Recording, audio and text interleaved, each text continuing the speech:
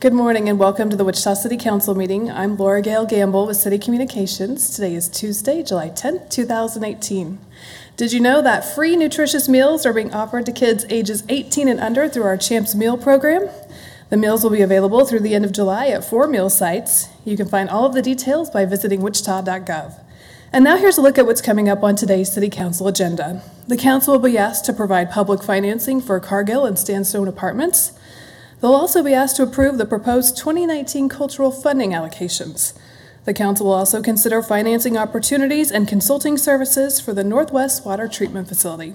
For the latest City of Wichita news, we encourage you to visit wichita.gov. You can keep watching City 7 right here on Cox Cable Channel 7, and you can check out our YouTube channel, and you can also follow us on Facebook and Twitter. And with that, I will turn things over to the Mayor and Council. Good morning.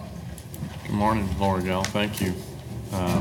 Welcome to all of you that were able to join us this morning. And we will call the meeting to order, and we will have an invocation given by Pastor Andy Titus of Emmanuel Baptist Church, who I understand is going to share an extra prayer for Lynn this morning.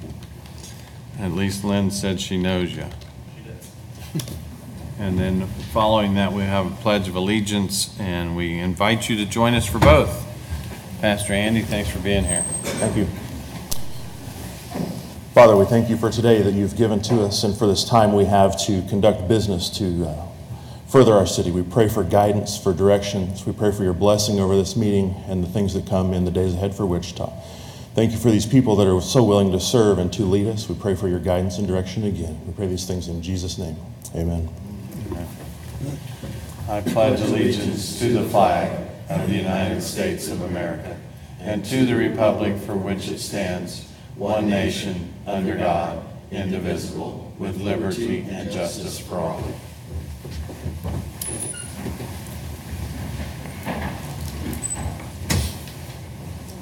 Pastor, thank you very much for being here. We have approval of the minutes of June 26, 2018. Any changes or corrections? Seeing none, I move that we approve those meeting minutes. Second. We have a motion and a second. Any other discussion? Cast your vote.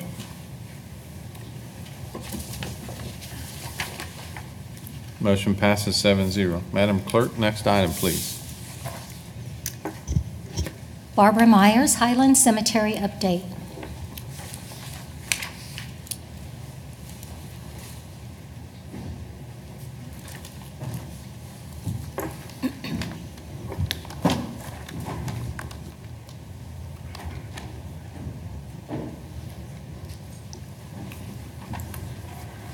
Good morning.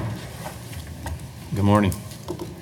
I've met some of you I have not met yet. My name is Barb Myers. I am with the nonprofit that is taking care of Highland Cemetery. We're known as the Friends of the Wichita Pioneers. We were incorporated in 2016, and we've had an agreement with the city for the last 2 years so far of taking care of the Highland Cemetery. Just a little back information about our cemetery. It is the oldest cemetery in Wichita. Some of the city founders are buried there. The land was first used in 1868, which means this is the 150th anniversary of that cemetery. And a little information about the owner, Henry Smith.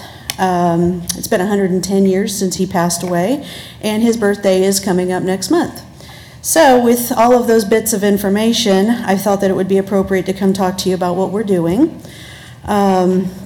We are doing preservation of the cemetery. We do clean stones, fix stones, raise stones, sometimes recreate stones, not the actual carving on the front, but the base we have recreated several times.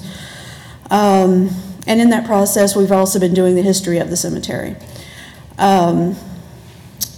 So some of the things I want to ask you about and tell you about are, first of all, I am writing a book about the cemetery, which will hopefully be out in the next month or two. So with your permission, I'm going to keep continuing on with that book. All profits from the book will go to the cemetery project. They're not for Barb, they're for the project. The second thing is that we're still trying to find the original records.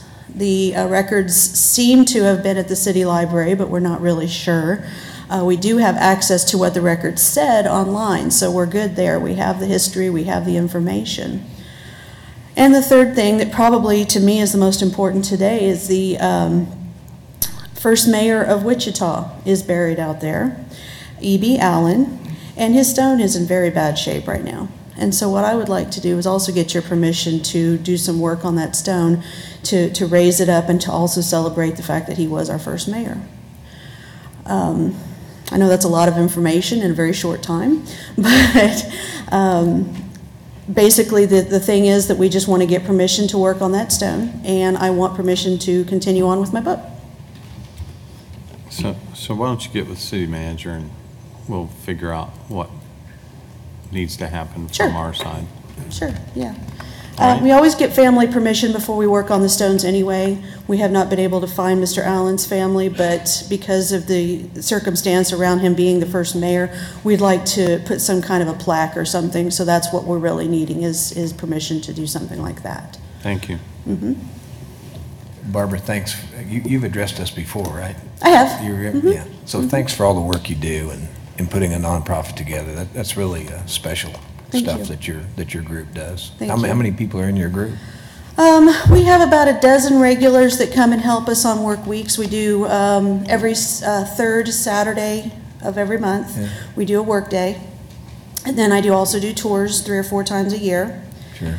Then we also have other groups come in and help us. So we've had as many as 100 there at one time. Yeah, didn't you show us some pictures before of some really unmarked and dilapidated? Yeah, we did, for example, one of the ones that we did was the family of Big Jim Steele, one of the city founders, that had been completely demolished, and we have since repaired that entirely.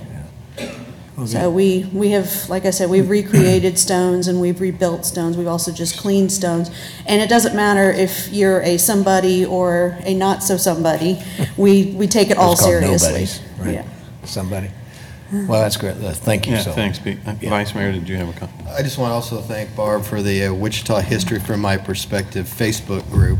If you've not joined that, you can find some great education about our history as a community, and I think you're one of the administrators for it. I am. It's a very cool site, a lot of great pictures, a lot of cool things to learn about Wichita, so thank you for that. Thank you. Thank you. Madam Clerk, next speaker. Tremaine Paul Longer, painting a pretty picture for Wichita. Good morning, City Council. I would just like to start this meeting with a quick Our Father, like I always do. Our Father, who art in heaven, hallowed be thy name. Thy kingdom come, thy will be done, on earth as it is in heaven. Give us this day our daily bread, and forgive us our trespasses, as we forgive those who trespass against us. And lead us not into temptation, but deliver us from evil. For thine is the kingdom, the power, and the glory is yours, now and forever. Amen. In the Father, and the Son, and the Holy Spirit. Amen. So, painting a pretty picture for Wichita. You know, it's been a long time known deal that Superman, Clark Kent, comes from Kansas. And I don't see why we don't use that tool to bring in billions of dollars of revenue. He's one of the most world famous icons in all of history. We could have a great source of income right here in Wichita if we took some land in some of the river and developed a very nice, what I would like to call Superville. You know, it's a basic theme park with all the additives. You know, not much more detail needs to go into that, but I think it's something we should look into. Something else I've got going here is I wanted to tell you why I love Wichita and why I think this is the most chivalrous, morale place in the world. You know, the Royal Highness William and I met a good time ago, and we chose to meet not at the Monarch downtown, but at Shamrock. And he told me, he said, the reason I want to meet with you, Tremaine, is because ISIS, as we all know, has been making threats to him and his family. Called him out on his manhood, said that if he was not behind the Monarch walls, always with his guards and his prestigious members, that he would not be able to take care of himself, basically putting his morale and chivalry to the test. So he invited me, and I met him at Shamrock, and he said, just like the Bible, we'll see 2 by 2 if they enter the ark. It'll be you and I's morale and chivalry against the 2 evils of the world, ISIS, if they choose to show up. And we'll do that not at the Monarch, but right here at the Shamrock, downtown Wichita. we were the only ones in there. I'm very proud to say our chivalry and morale held up. Nobody ever even showed up. The two evils, they had nothing. They didn't have anything what we call chivalry or morale. And that's why I love Wichita, is because we have very morale and chivalrous people who stand up to the presence of evil, even if they don't show. So that's all I have to say. Thank you. Thank you. Madam Clerk, next speaker. William Stouffer, C.C. McAllister Memorial Project. Is William Stouffer here this morning? He was sitting in the back. Did he just, Yeah, he was sitting in the back when we started. that's William There he Stouffer? is.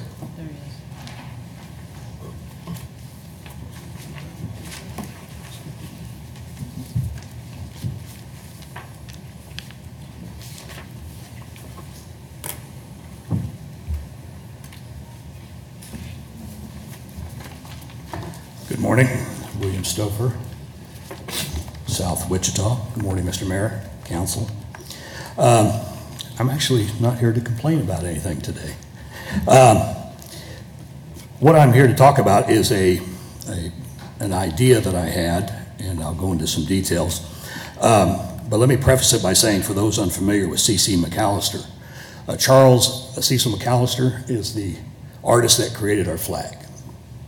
And in 2013, I attended an event at the Historical Museum that talked about our long history of art, artists, and Wichita as a leader in a lot of art-related subjects.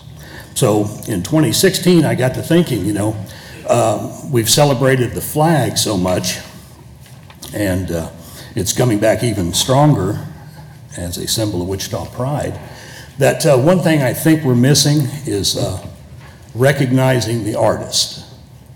And if Wichita is going to progress as an artistic community and being more noted for that, even as a tourist attraction, I think it's important that we honor the artist.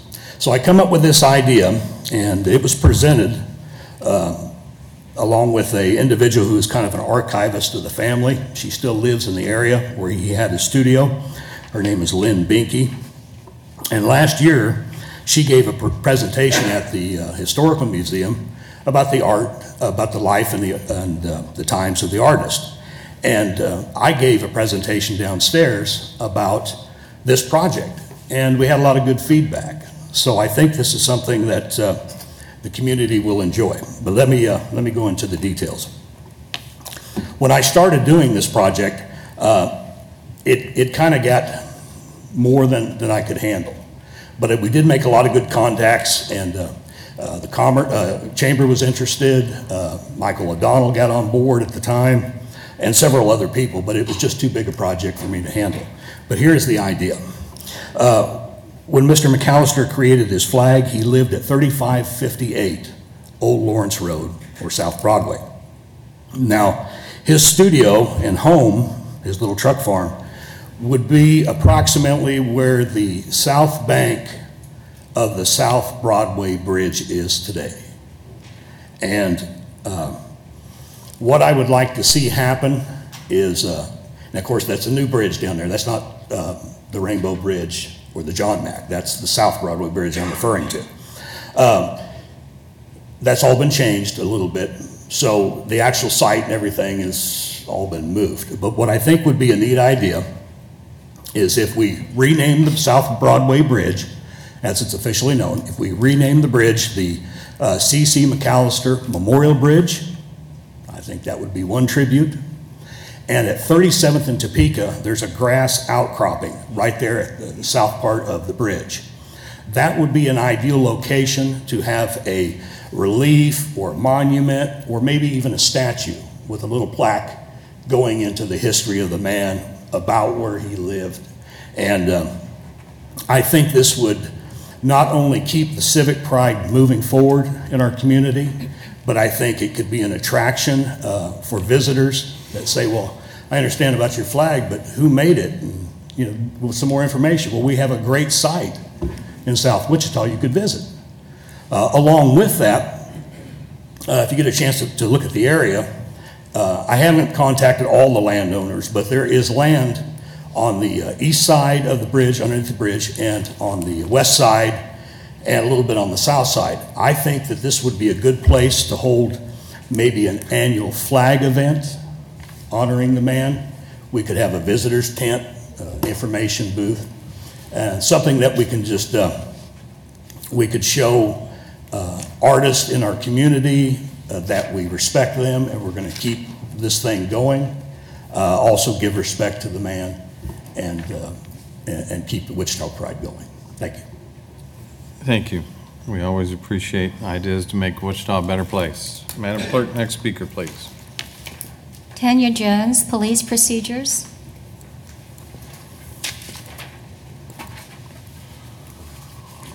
Good morning, City Council.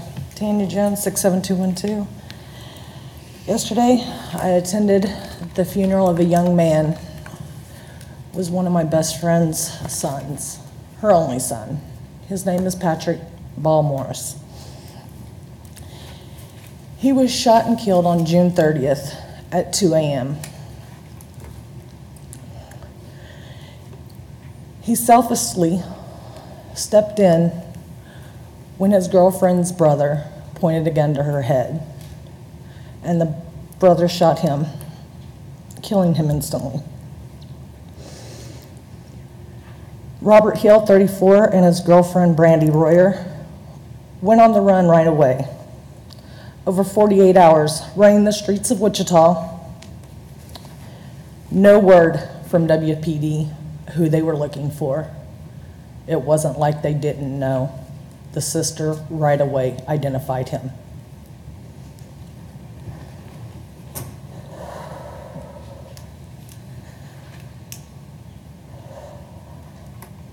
"10 a.m. media briefing that Monday. His name was finally mentioned.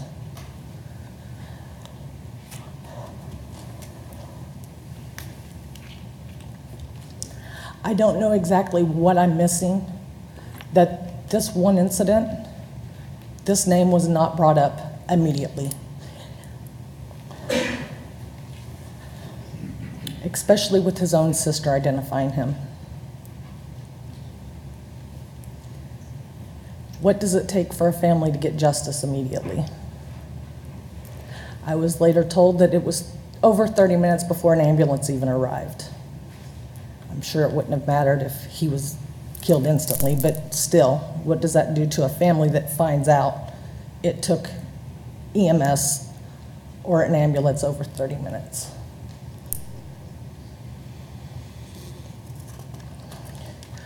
My friend had emailed me and asked me, had sent me a screenshot of a conversation between her and this is the mother and the girlfriend. And when I read it, I'll quote, it took about 30 minutes for an ambulance to get here, and it was like they weren't in any rush to get in the apartment. What kind of a message does that send to the mother who finds this out after her son has been tragically murdered? At first when I read it, I said, are you talking about that night with your son? Or are you talking about the Finch case? Because I know that it took them over 30 minutes before they attended to him. She said, no, this was my son. Robert Hill is now in the Sedgwick County Jail, being held on second-degree intentional murder, aggravated assault, criminal possession of a firearm, domestic battery, and 4 probation violations. Royer is being held in Oklahoma for felony charges after taking drugs into the county jail there. Had it not been for family of Patrick Ball Morris immediately putting on social media the man's name, what had happened, I wouldn't have known anything about it until Monday morning. The family eventually put out a reward, which led to the arrest of both the brother and the girlfriend. That was them communicating with somebody telling them, yeah, they wanted the remortgage money, obviously, but telling them that, yeah, he's on a bus, Greyhound bus to Dallas. The family called WPD, who called, I guess, Oklahoma police, and he was eventually apprehended.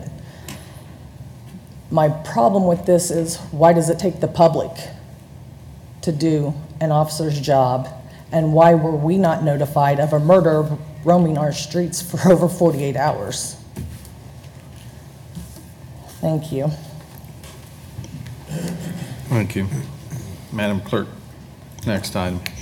Consent agenda items 1 through 25. Are there any items that need to be pulled for clarification or discussion? Seeing none, I move that we approve the consent agenda items 1 through 25. Second. A motion and a second. Any discussion? Cast your vote.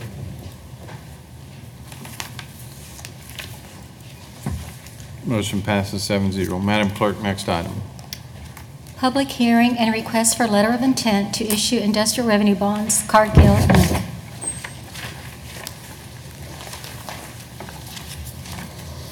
Good morning, Mayor and City Council members. I'm Tim Goodpasture with the City's Office of Economic Development for the record. The first item for you today is a request for a letter of intent to issue industrial revenue bonds for Cargill Incorporated. Cargill is looking at a total capital investment project in North Wichita of approximately $87 million. They are requesting a letter of intent to issue industrial revenue bonds in an amount not to exceed $38 million. I'll explain in a moment why there's a difference between the total project costs and the IRB letter of intent request.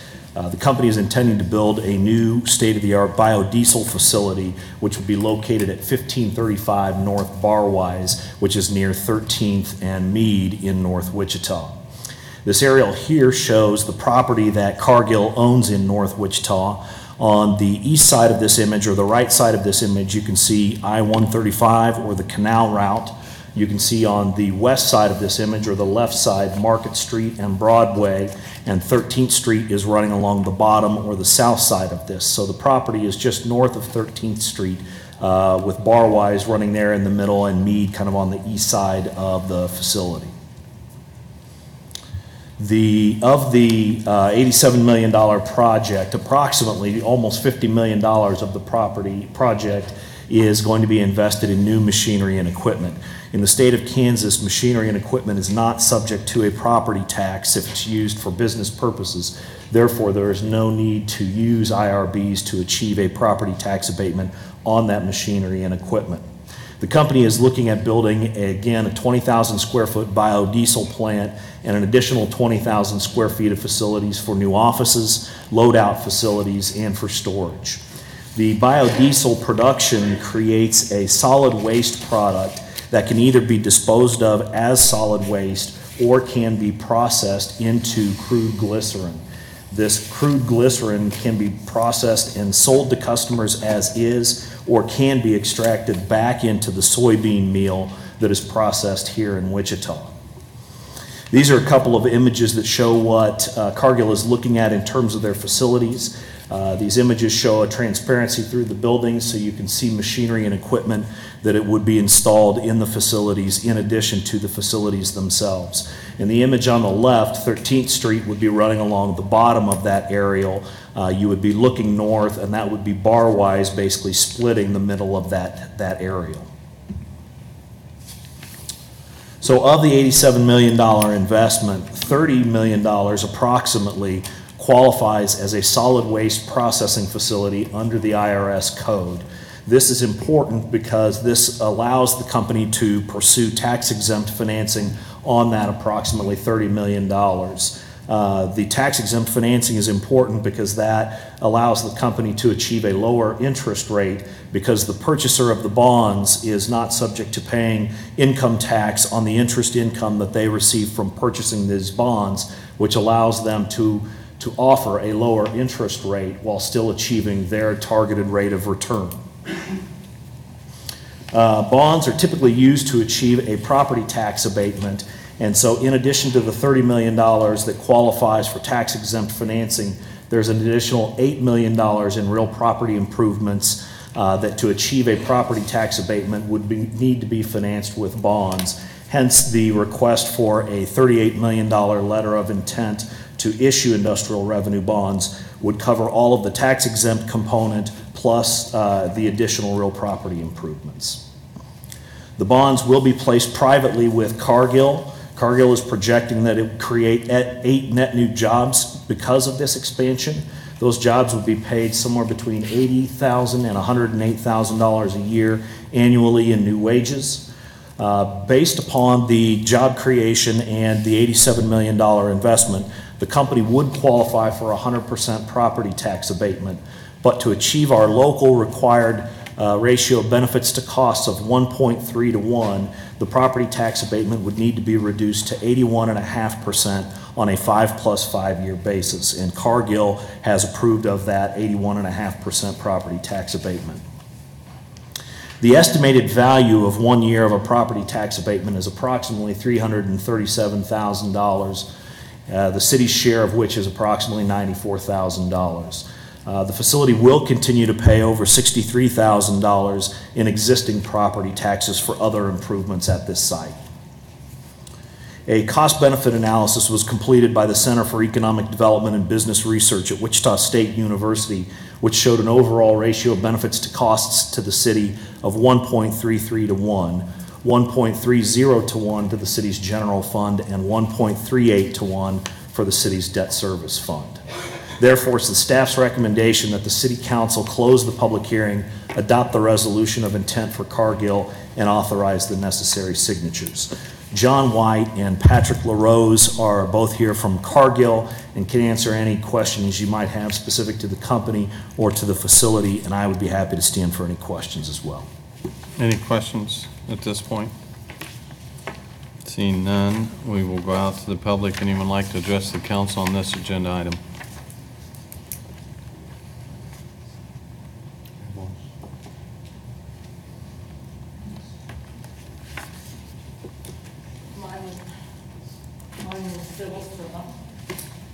I reside at 3000 West Douglas, Mount Carmel Apartments, 412. Every time I come back from somewhere, these businesses are asking for money. Can't they stand on their own 2 feet like we do? You're saying there's going to be employment there, but these businesses are draining the taxpayers dry.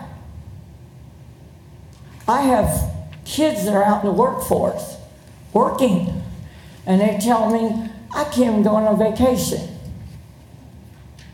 This has got to stop. It's just, if I go get a business, all right, and it's a daycare, I'm not going to come to the podium and ask you guys for money. I'm going to get it myself. I have took care of runaways. I have took care of other kids. I took care of my own kids. I'm a grandmother now. I would never go to you people to make the taxpayers pay for this.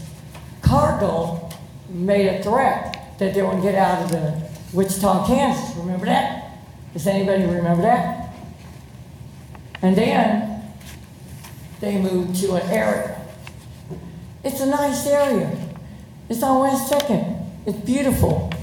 I've been in there. It's terrible that they keep getting money. You don't own that money. That's the taxpayers' money. They're working for it. I'm paying them taxes. Y'all think I'm not, but I am. I'm paying property tax. I'm paying utility tax. I'm paying any kind of tax. I want this stopped. Thank you. Any other speakers? Seeing none, we'll bring the discussion back to. Are you coming up to speak? No, they're coming in. All right. We'll bring the discussion back. This is on Cargill. Well, everybody has a line of truth. You cannot poach land without, and No, this I is love on. the way you said it. This is on Cargill. Without a long-term plan. You have to have this all reviewed. Interest Bank has been locked down, commissioner's still on board. Why he's being reviewed for fraudulent charges. I hold him no arms or anybody. This is on an You're agenda broke. item. It's farmland Thank is you. approved. But without moving. If there's people no and other throwing them in speakers, crackly ice. God well, bless you all. come on up. Everybody sees a beautiful day. You're broke. You're broke. Follow Washington DC. Maine. I just have a question. I'm Will it 53 increase when I'm any a employment at all? firstborn. Yes. If so, by how much? What? 8 to 10 employees, along with, what's the total investment? 87 million. All right. We'll see you later. And he's a good man. We will bring the discussion back to the bench. Councilmember Claycomb. Hold on. Brandon Johnson, do you have something to share? Yes, thank you, Mayor. Tim, real quick, to Ms. Strum's point, I also had some questions at our breakfast. Could you explain, I know you just did a little bit, kind of what the IRB is, and is the city actually giving $38 million towards this project? Councilmember, if you'd like, what I'd like is the Finance Director, Sean Henning, to talk about this and the difference between our regular bonding and what an IRB is.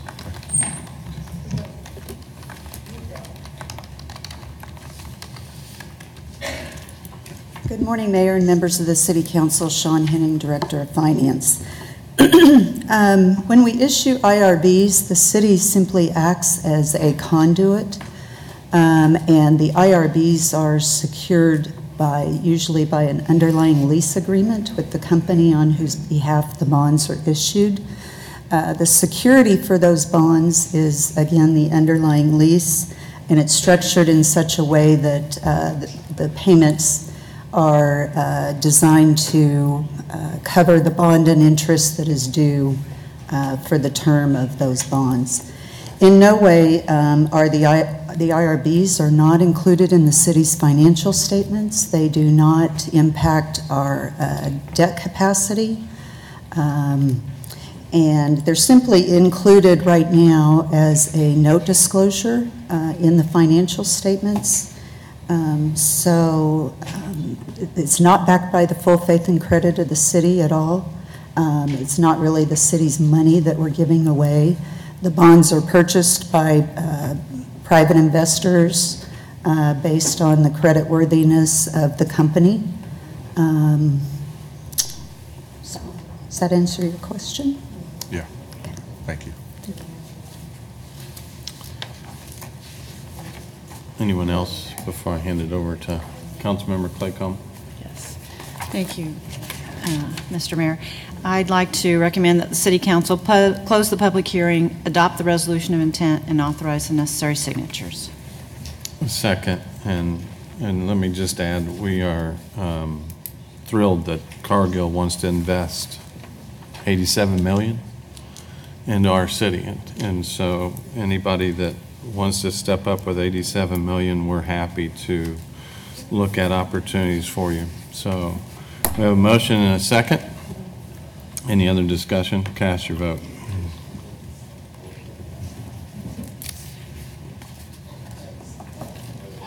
Motion passes 7-0. Madam Clerk, next item, please. Public hearing and request for a letter of intent for industrial revenue bond, Sandstone Apartments, LLC. Again, Mayor and City Council members, Tim Goodpasture with the City's Office of Economic Development for the record. The next item before you is a request for a letter of intent to issue industrial revenue bonds for Sandstone Apartments, LLC. Sandstone Apartments, LLC is a real estate holding entity that was recently created by Brent Hurst and Dave Murphin. They are in the process of acquiring an apartment complex called the Eastwood Apartments in southeast Wichita, which they intend to rehabilitate. They are requesting a letter of intent to issue industrial revenue bonds in an amount not to exceed $5.8 million. The Sandstone Apartments, formerly Eastwood Apartments, are located nearest to the major intersection of Kellogg and Oliver. You can see Kellogg running along the top side of this image here, the north side of this image. Oliver is running basically through the middle of this aerial, and the area outlined in blue is where the former Eastwood, now Sandstone apartments stand. There are 6 apartment buildings and 1 commercial building. The developers are applying for 4% low-income housing tax credits through the state. There are 2 levels of tax credits through the state for low-income housing. One is 4% and the other is 9%. The use of 4% tax credits through the state actually requires the developers to use bonds as part of their financing. The project is approximately 118 units plus a 7,500 square foot commercial building. The buildings were built in the 1950s. The current owner has actually owned the facilities since the 1960s and has not invested much in the last several years. Basically, the developers are looking at a complete overhaul of the facility. They're looking at new interior and exterior decking, new storm windows, repainting the entire facility, new hardwood floors, overhauling the kitchens completely, new countertops, the bathrooms completely, new vanities, new fixtures, new interior and exterior lighting.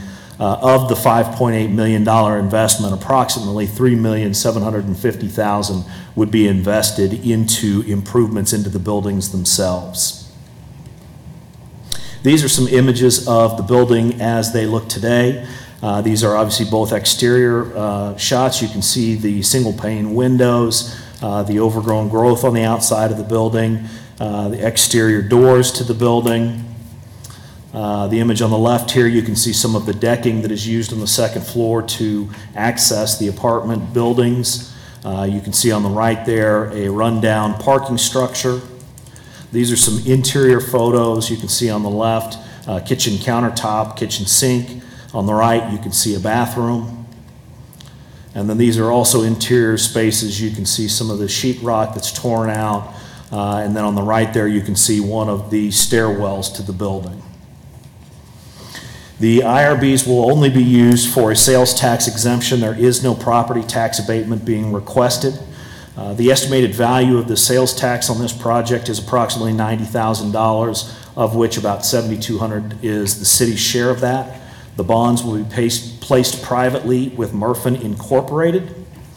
A cost-benefit analysis was completed by the Center for Economic Development and Business Research at Wichita State University, which showed an overall ratio of benefits to cost to the city of 18.84 to 1, 12.43 to 1 for the city's general fund, and therefore it is the staff's recommendation that the City Council close the public hearing, adopt the resolution of intent, and authorize the necessary signatures. Brent Hurst, who is part of the development group, is here and can answer any questions specific to the development, and I would be happy to stand for any questions as well. Any questions? Seeing none, we'll go out to the public. Anyone like to address the council on this agenda item?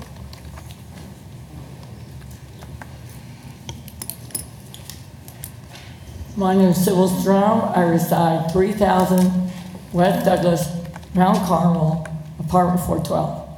Here we go again. Why can't that owner fix the place up himself? It's terrible. Us homeowners have to fix our stuff up. Luckily, I finally got my house historical landmark. It took 26 years to get that done. And this guy is coming in here wanting things fixed. Make him pay for it. I'm tired of it. He's an owner. He bought that apartment place. He knew what was going to happen in that place. And he knew that things were going to go bad, that he should face the music and fix the place up. I saw that. That was terrible. The bathtubs and all that stuff. Well, when I was living in my house, I had to get remodeling. And this is before I even got my historical landmark deal. And I took my money and got it fixed. If I could do it, they could do it. Thank you. Any other speakers?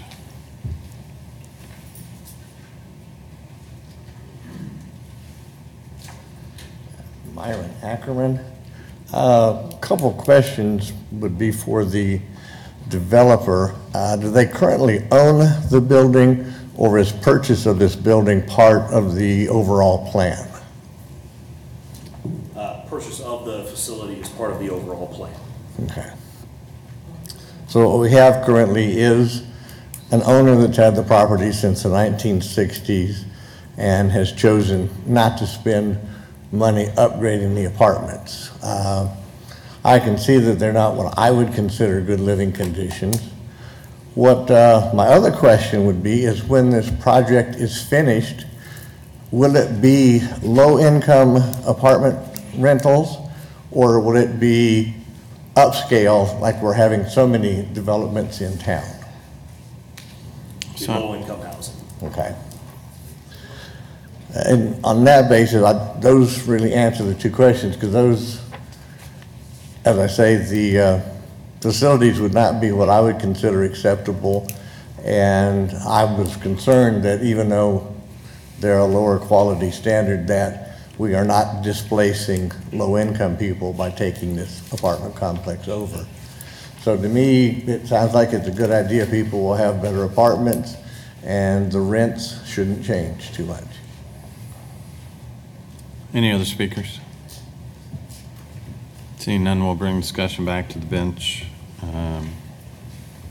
Councilmember Clendenin. Thank you, Mayor. Well, a couple of interesting things said about this project. I will tell you that there are not many developers these days that want to invest money down in southeast Wichita. And for someone to take on these apartments especially and renovate them and make them into a nice affordable living for people is actually very important. Brent, is Brent here? I don't know if Brent is here. Brent redeveloped 22 acres, the old Linwood apartments. They were all vacant for decades, and now they're all full with a waiting list of people that didn't have affordable housing to begin with. I want to encourage anybody who wants to see a transformation of an area to increase the value of that area, go look at that development. Tim, can you tell me what property taxes are being paid right now and the increase in property taxes that'll be collected due to this? You know, I'm not sure if I have what the property taxes are that are currently being paid, since there's not a request to abate them. We did not look at what they are currently being paid, but we can get that information to you. Well, I know from experience, at least down at the Linwood Apartments, that property was paying literally no property tax, and now property tax collections are through the roof compared to what they were. So it really is a win-win for everybody. It's a win for more income for the city. It's a win because we're going to actually develop these apartments into something nice that are affordable for people to live, and we have a property that will be fixed up and not dilapidated anymore. So that being said, I am going to support this and take the staff's recommended action to close the public hearing, adopt the resolution of intent, and authorize the necessary signatures. Second. We have a motion and a second. Any further discussion? Cast your vote.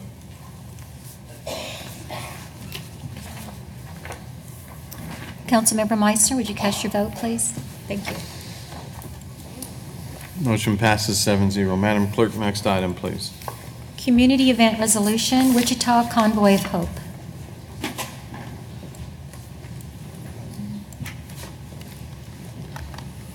Mayor, Council, John D'Angelo, Arts and Cultural Services. What's before you is a resolution to allow the Convoy of Hope event on August 4th to use their property for parking.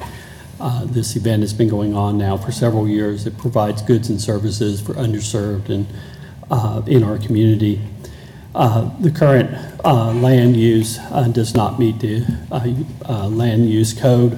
Parking and egress areas are unpaved. The resolution, if passed, allows for a non-compliant use for the unpaved areas. This shows you the location that they've been using and also where the parking will be done. And again, this is just during the event that we're waiving it. with this resolution. I'm happy to stand for questions. Any questions? Thank you, John. Anyone in the audience like to address the council on this agenda item?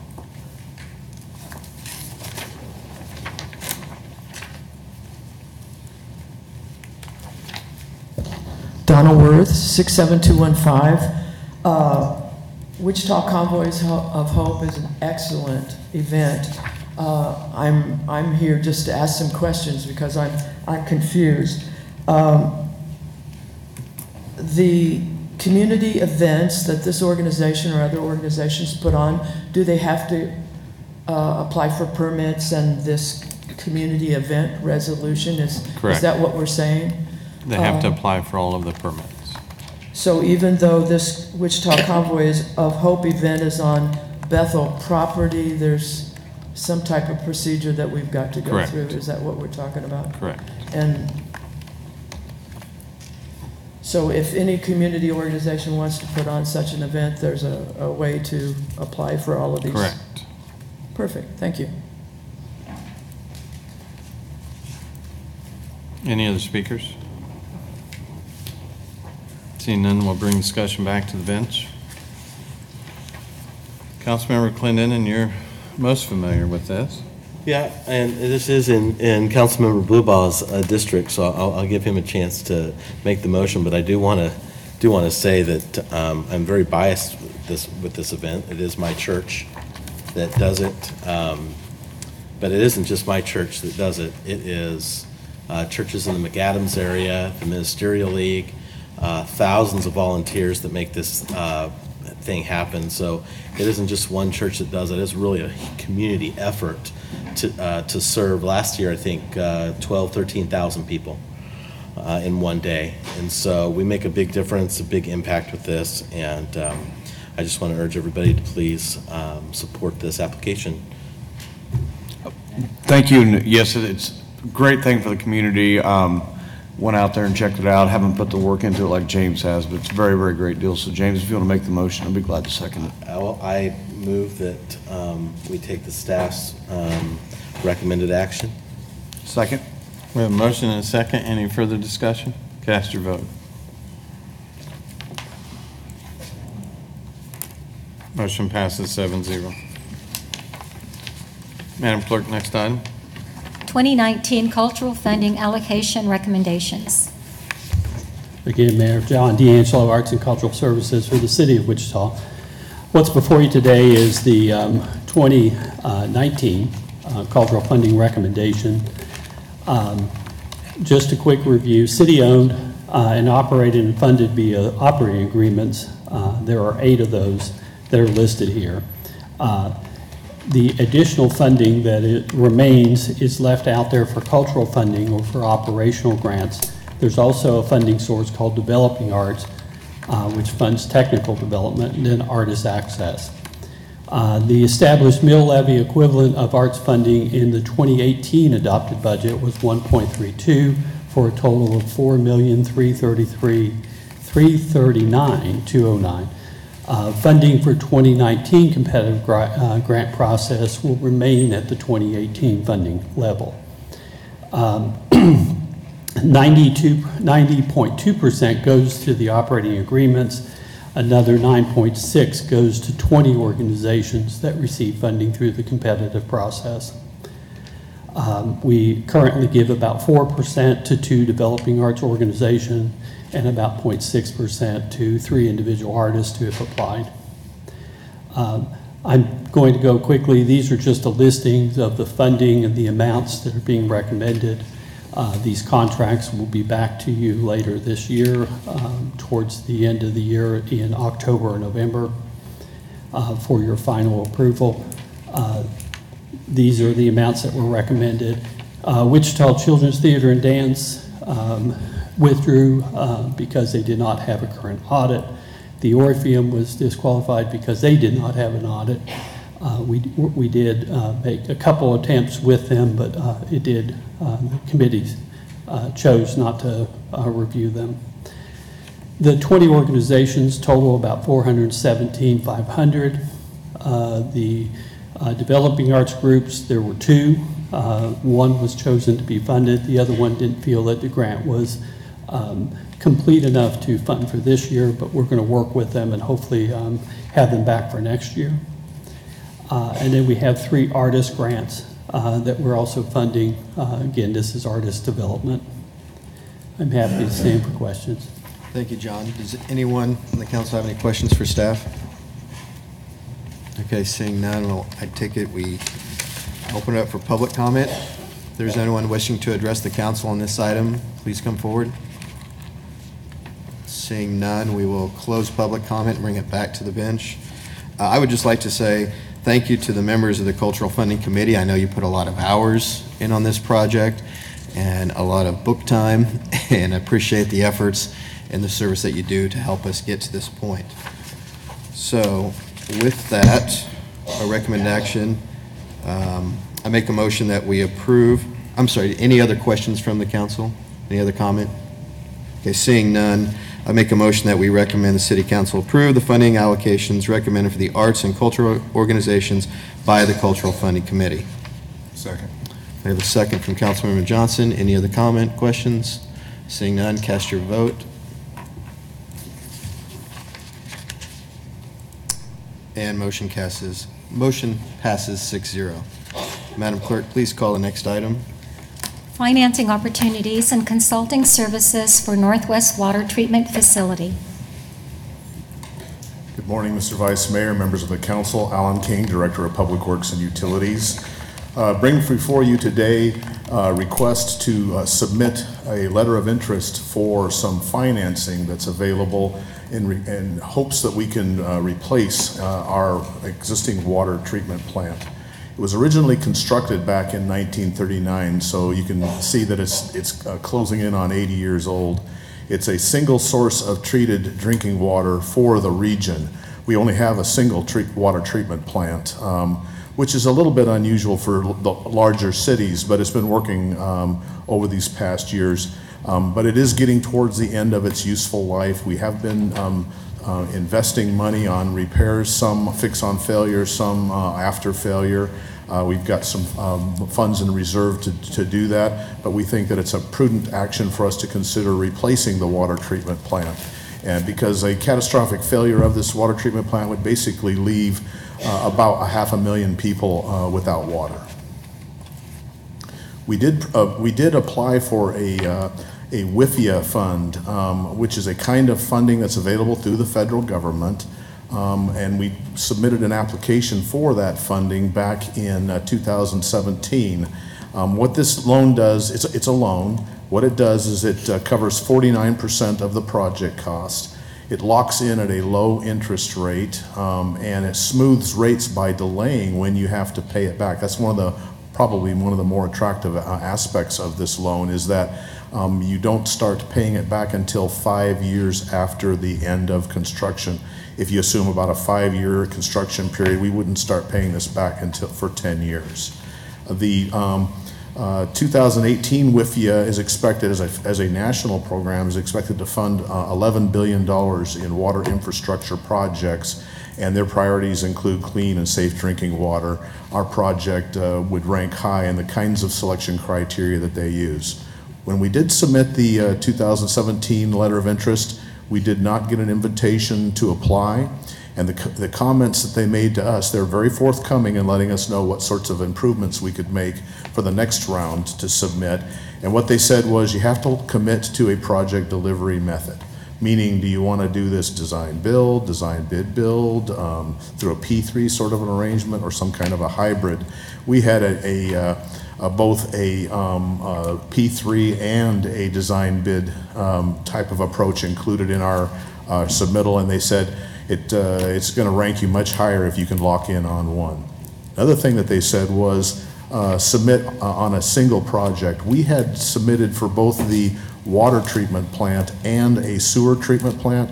We have a sewer treatment plant that is going to need to be upgraded to meet federal requirements in terms of discharges. We made a very aggressive reach and included both projects in the letter of interest, and they said that counted against us in terms of the ranking.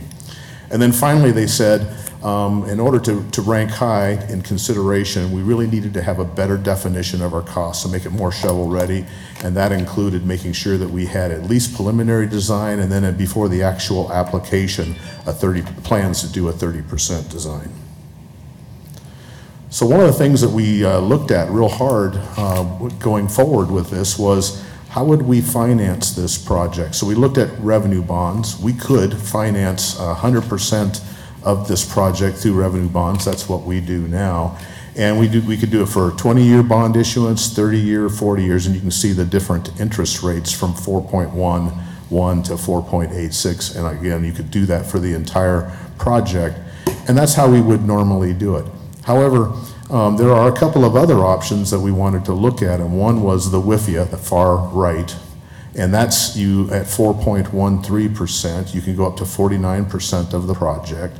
One of the things that makes this so attractive for evening out rates is that delayed payback until 5 years after finish of construction. There was also another very interesting source of funding, which was the state revolving loan fund. That's at a 3.62% interest rate, a very favorable interest rate. They could go up to, currently with our relationship with the state, up to 58% of the project.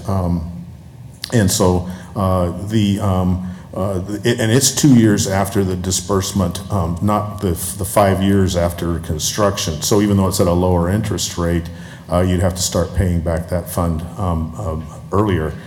When we looked at these different sources and combinations, we think that if we are able to get the WIFIA funding loan, we would immediately apply for the state revolving loan fund.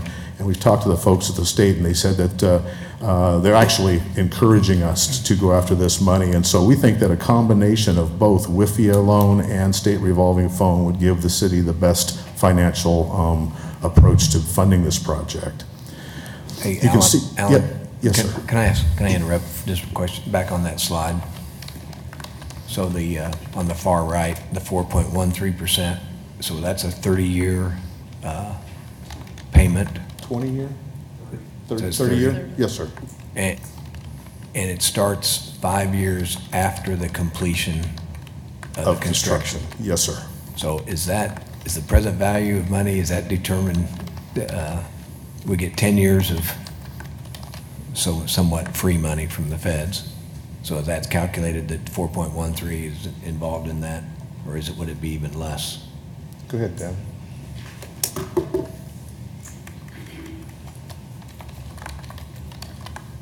Ben Nelson, Public Works Utilities, for the record. The 4.13% would be the interest rate that we would carry over the 30 years of payments. Essentially, we would get 49% of the project cost during the 5 years of construction and not have to pay any interest on that at all. 5 years after the project ends, we'd have no interest payments either, and there's no accumulated interest or anything. Effectively, it's 10 years of interest-free money for us that we start paying back 30 years at that point at locking in at the interest rate that is in effect once we get our application approved potentially next year. Okay, thanks, Ben. So we have 10 years of no payment, and then it starts on the 10th year at 4.13. That's correct, or whatever the interest rate is at the time of the application. So the interest rate is determined by the long-term treasury yields, which are a really low interest rate that are in effect at the time of the financial close, which would be effectively, if this went through and was successful, about the end of next year. So if there was any interest rate growth between the end of next year and 10 years from now, we're locked in at the lower interest rates of today. So essentially, it's nearly a 40-year plan. Yes. 10 years of no payment and 30 years of payment. That's correct. And that will lock in during this application process if we're successful. That's correct. Okay. Thank you. And then the other one, the state revolving fund is 20-year max, and it starts within a couple of years after you start the project? Yes, that's correct. It's a 20-year maximum term. They don't have 30 or 40 or 15-year terms necessarily. It has to be 20 years. It has the lowest interest rate of any financing that we have access to. And again, yes, it starts 2 years after the first disbursement, and that allows us to gradually increase rates as opposed to having it all in the first year of the project. Okay, so tell me, and then on the next section, the maximum percentage of funding? So 49% and 58% equals more than 100%? That's correct. So WIFIA, the program guidelines for WIFIA through federal legislation caps the amount of WIFIA funding available at 49% of total project costs. The state revolving loan fund has told us they have about $80 million a year, and we've compared that with what our quarterly project costs are estimated during the project, and that would leave us with 58% of the project potentially being funded at the maximum by state revolving loan fund. So if we were to pair WIFIA, we'd take 49% from WIFIA and 51% from state revolving loans. We wouldn't need to do revenue bonds. Yeah, we would not need revenue bonds? That's correct, if we're successful with both. Right. Okay, good luck. Thank you. We need it. So aside from the low interest rate, being able to lock in that interest rate is another, as you pointed out, council member, is another real advantage, because that interest rate is locked in once you negotiate the loan, which is at the beginning of the construction period, and that would be the case with the WIFIA funding. Thank you. Yeah. Thanks for letting me know. So in looking at the rate impact, rate increases, actually revenue increases that would be accomplished through rate increases. If you have just the combined utilities with revenue funding only, without WIFIA, in other words, if we funded this in the way that we would normally fund a project, it's that top line. For those who can see, it's red. And that would show that initially there would be a significant rate impact, somewhere around 10% for a few years before it started to go down. With the WIFIA funding, which is the black line, it starts off as the lowest line. It's more even over a longer period of time, somewhere hovering around 7% during that time. This includes the roughly 3% increase that we would normally be asking for each year to cover inflation and the cost of projects. And so built into this is the 3%. So this would be including the 3%, you'd be somewhere around 7%. These rates also reflect long-term needs that would cover the cost of the sewer treatment plant. So this is combined water and sewer rate increases here is what you're seeing.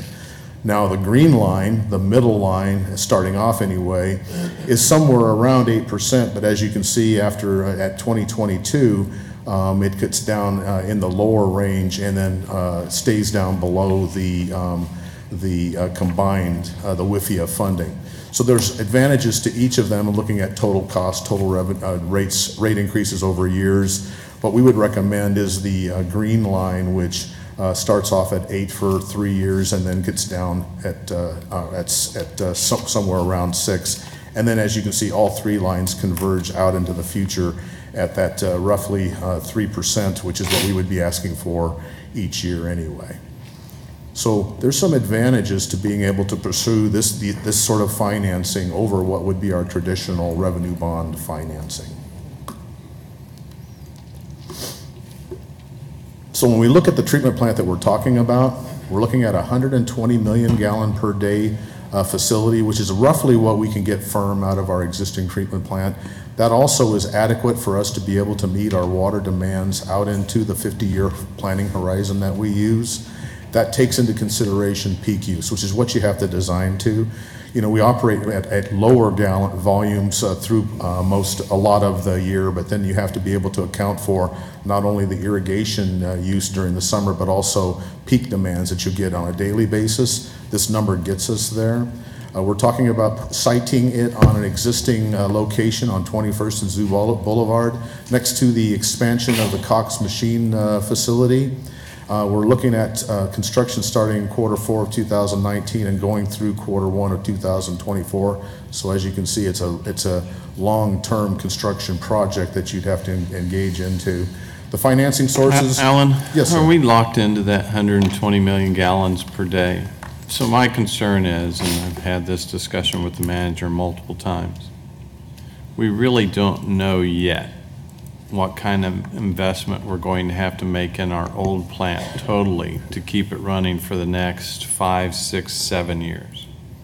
Depending on the investment we have to make, I'd like to see us maximize that investment and use that plant until it totally wears out if we can, and build something potentially smaller that we can grow as the old plant has reached its usage, its life usage.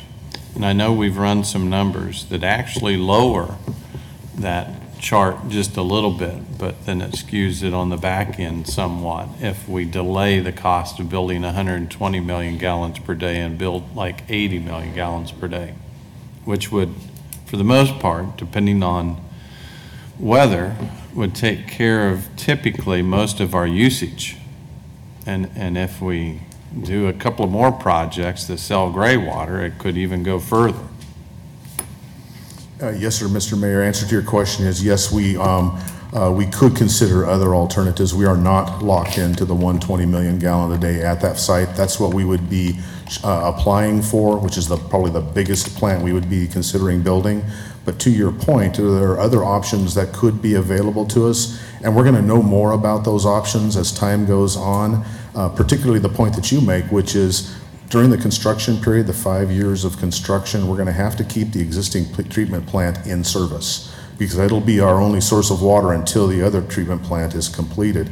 We've got money set aside, about $20 million in a fund, and adding to that about $2 million a year that we will make ready to be able to make any kinds of repairs or improvements that are necessary as we keep that existing facility in service. And depending on the nature and maybe even the costs of those improvements, that could affect our strategy on keeping some reserve capacity at the existing plant for some time.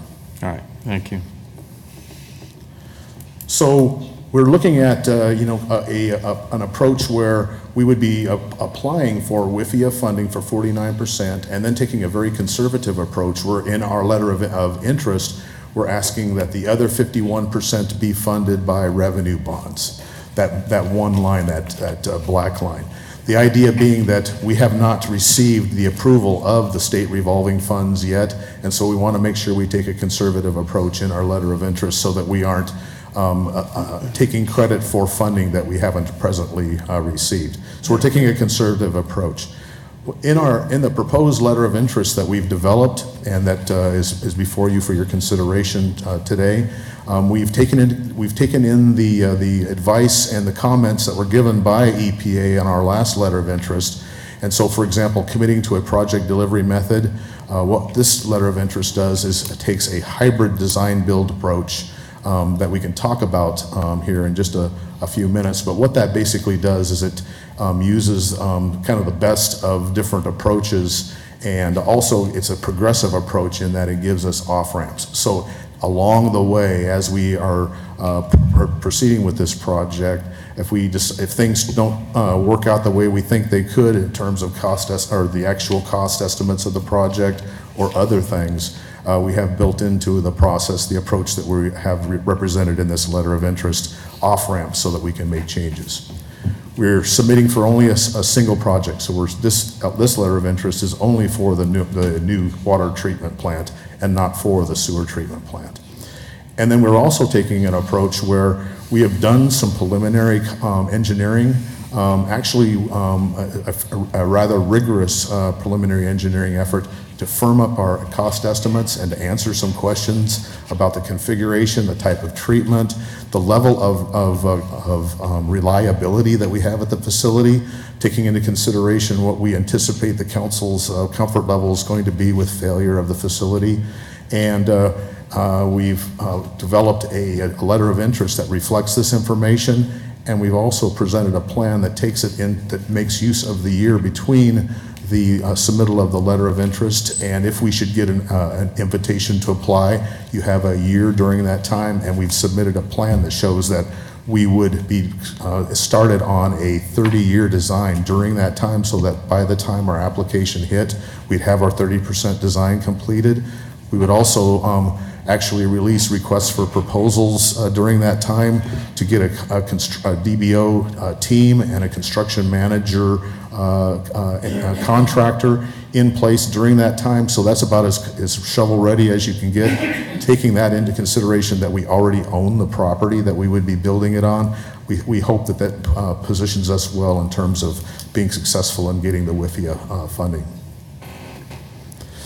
So again, the approach that we're taking, we did some analysis. We had the benefit of talking to some folks. One of the options that we looked at was what we call a private option. Some would call it a P3 option. And there's some real advantages to going to that approach, particularly looking at cost control and enhanced quality, and I would argue also addressing risk.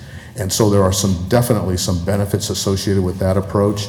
There's also some approaches going with something that's really more kind of city-led, and particularly on financing. If we can cover the financing and be able to use the kind of approach that would be done in a P3 arrangement, we think that that's the best of both worlds. And so we've come up with a hybrid approach, which is basically to take the approach that would be taken by a private entity to control costs and lower risks, but also take advantage of the city's ability to go after funding that's going to be the least amount of funding. So that's what we're approving.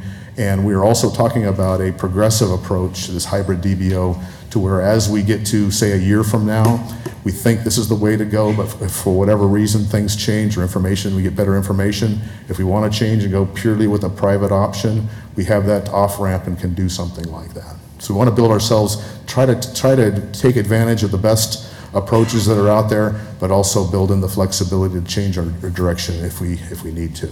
So share just a little bit more information when we were looking at just solely the private option, which you mentioned there's obviously some advantages. You talk simply the disadvantages, the cost of financing. We know what those numbers are. My understanding is if we go with private financing, we've had multiple sources evaluate this. We could be looking between $60 and $80 million more in cost. They are, yes, sir, Mr. Mayor. The kinds of options that we have in terms of financing at the city are lower than what you would typically find in some combination of private sources. Okay. Mr. Manager, is that your recollection too of the analysis of private financing? Mayor, it is. WIFIA would apply to either option, and so for 49%, we're equal in that regard. It's how you fund the remaining 51%. Originally, as we went into this, we thought that the state revolving loan fund would be available.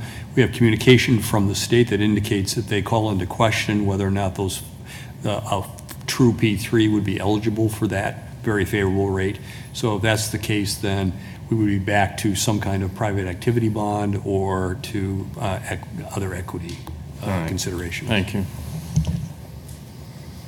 So we're looking at the possibility of taking into consideration those things that a private partnership or private company would do, which is they'd have very strong and credible design build team that would hold the costs down and keep them at a place that is that meets the needs of the customer, us, but also have during construction a very strong and credible presence in terms of construction management.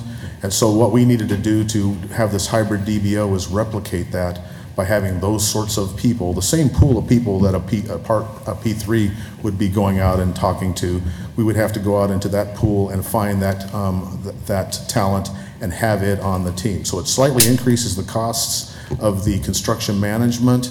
I would argue that it reduces the costs on the DBO side by having a tighter coordination between the designer and the builder, as opposed to a design bid build, which has been the practice for the city for a good number of years. So the projected timeline, what we're talking about here is at this meeting, we'd like to get permission to submit our letter of interest. We'd like to meet the July 31 deadline. So if for whatever reason you need another meeting, we have another meeting between now and July 31st. Request for a proposal for the hybrid DBO services, we'd like to publish that RFP. We've been getting some help from an outside legal firm using Jennifer's office who are experts in these sorts of projects, and they are assisting us in the actual development of that RFP and will also be available to assist in the selection process. And ultimately, if we enter into a contract, the actual contract that we would be entering into with that DBO team. But today, we'd like to get permission to go ahead and submit the RFP for the hybrid DBO services. Then in October 2018, we'd like to actually get permission today for us to publish in October an RFP for the construction management services. We'd like it to lag a little bit behind the hybrid DBO services so that we can, that the construction management companies can benefit from the information that's going to be available as a result of going through the RFP process for the DBO services. We'd like to get permission to issue both those RFPs. We'll be coming back in November then. We're assuming that we'll get the WIFIA invitation to apply and that we receive that. At that point, we'll be asking the council's approval to proceed with the first stage of the DBO team actually preparing the WIFIA and state revolving fund applications. We would do that by proceeding with the DBO phase 1 work. We're going to chop this up so they only do certain parts of this until the council approves going to the next step, the off-ramps that we talked about. And then we would actually do a notice to proceed with the construction management services as well. And then we would bring to the council, based on the information that we have, permission to increase the rates for the first year to support this effort. Proceeding from then, we would be going into March of 2019 to request City Council approval for the contract services to negotiate that guaranteed maximum price and develop the phase 2 of the DBO contract. That's another off-ramp. If we get a guaranteed maximum price, when we negotiate that, what we could find is that some things have changed and we want to take an off-ramp and take a different approach. July of 2019, we need to have environmental clearance done and the 30% design done by then. The GMP is actually negotiated, and we should have received the state revolving fund, loan fund decision by then as well, so that in November of 19, we can go ahead and submit our WIFIA application with your permission, and then also request approval of the rate increases in that year to continue to support that effort. With the idea that in December of 2019, we would request council's permission to proceed with phase 2 of the design, build, operate project. So that's the steps, and the next times you can expect us to come before you, what would be happening during that time, and the idea that in that process, we have some opportunities to take a different direction. I think Councilmember Clendenin has a question. Yes, sir. Ellen, thank you to this point for your presentation. So we've gotten recent communication, which I wasn't aware of, that the state says if we go toward a P3 option, it's possible that that would disqualify them from, or disqualify us for the revolving loan. Yeah, the current statute, if you interpret it, is that the state revolving fund is meant for local government and agencies, and that's the purpose is handed down by the legislature. They did say that there could be some chance of making it apply, but the person that we talked to who's in charge of that program said that it very well could involve some kind of change in the legislature to make it available in the same sort of a way that there was a change in the legislature to make state revolving fund available. It wasn't available until they changed the state law. Well, knowing that the revolving fund isn't a guarantee anyway, regardless of what our application looks like, and the amount is not guaranteed, my concern is that if we're putting an RFP out there that is just for DBO services, and we don't have an official proposal from any other entity that wants to make a proposal on financing, do we really know if we're getting the best deal on financing until we have an official proposal from all entities? So I get the WIFIA application has to be specific. I mean, that's for the feds. They want one specific direction that we're planning on going. But is that WIFIA application tied to our RFPs? We refer to the RFPs showing that we're taking steps to be ready so that at the end of the 1 year, when we do the application, we're shovel ready, that we've taken the time to put together an RFP and to select a contract team.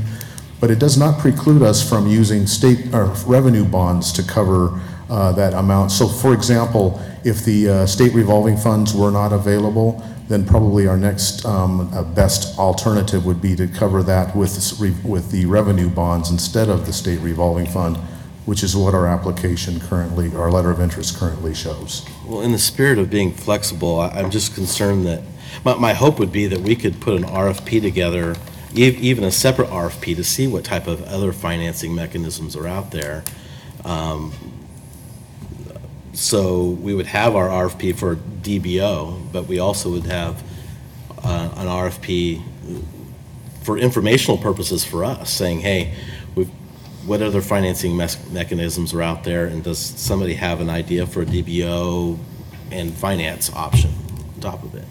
Does that make sense to you? Yeah, and one thing that may be helpful in kind of getting a sense of what that RFP is, it's not for financing, it's simply for the kinds of services that would be rendered by members of the team, of the P3 team, for example. They're going to want to have a DBO team that they put together. This would just be us identifying that team through this RFP, and it's silent as to the method in which it's financed. The RFP does not include financing options. All right, I may have another question or two later. Okay, Thanks. sure. Councilmember Meister. Thank you, Mayor. Alan, on the in the packet, and there's a copy of the letter of interest. Is that the letter, or is that a draft? Is it being adjusted at all or reviewed? It is draft. It's very close to final draft. I know that there's some things that are missing. I think there's some letters of support that are going to be included in there that aren't included in there. But basically, the substance of the letter of interest is very close to what we would be submitting. Okay, because I'm reading in parts of it. I think there's some areas that we could beef it up. That's the word I was going to say. Yeah. We have until the 31st to do that. So if you have some recommendations, some suggestions, we would really welcome those. Okay. And then my other question is that if WIFIA confirms that, I guess they then invite us to be part of the next more official round. Does that mean that we're pretty much going to win it, or does that mean we're just competing? I've heard some people say you're 95% there once you get the invitation to apply. There is a financial commitment on our part to actually make the application. You have to pay some application fees, and so you somewhat commit yourself. But what we've heard from people who are in this business and who have received this funding is that the difficult part is getting invited, and that happens at the letter of interest part of the process. And is that, can they say, well, instead of 51%, you're only going to get 40%? They could. They're not locked. They're not committed to doing 51%. They're only capped at 51% or 49%, isn't it? Thank you for clarifying. Councilmember Claycomb. Thank you, Mr. Mayor. Ellen, I have just a couple of questions. So we've talked about these off-ramps that we have, at some point if we decide to go a different direction. My question is, just how realistic is that? I mean, at some point we get so far down the road, and how realistic is it to switch direction? It's absolutely realistic. They are credible off-ramps. You really can change direction. There are some challenges, as you've mentioned. So, for example, you're still living within the schedule of the application for the WIFIA funding. WIFIA is really an important part, I think, of this project to be able to make the rates more acceptable than without them, and for us to be able to get everything that we need to get done within the time of the application. That's a time constraint. So, right before we submit our application, there's an off-ramp that we will have the 30% designed by then. We'll have our prices firmed up.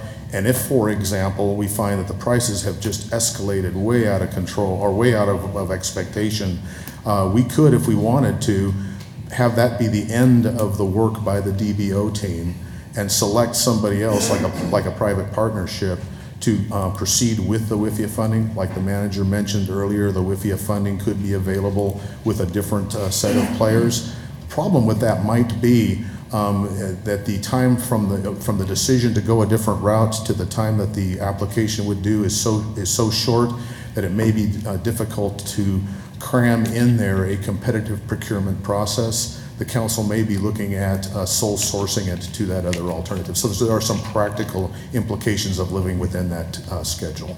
Okay. My next question is, this whole process, we're assuming that we're going to get the WIFIA invitation and WIFIA funding. If we don't do that, then I think it was the red line, we'll go with another source of funding for that, right? It's not like we're not going to do the water treatment plant. Mayor, members of council, at that point, I think we'd pause. Because you're talking about 10% rate increases, and I think the council would want to regroup and think through that. Well, if I can add, I think in the application it says if we do not do this, it'll be on hold for at least 7 years. Is that in the application? I think. If we did not get WIFIA funding, we would, if there was WIFIA funding available the next year, we would go after it in the same way that we weren't successful with last year's attempt, and we're going at it again this year. If we aren't successful this year, and if funding was available, we would pursue it. The red line that you talked about, that's almost worst case, and like the manager says, you're talking about significant rate increases. One of the approaches that we might want to look at, we would certainly hit pause, because what we presented to you wasn't possible because we were denied WIFIA funding.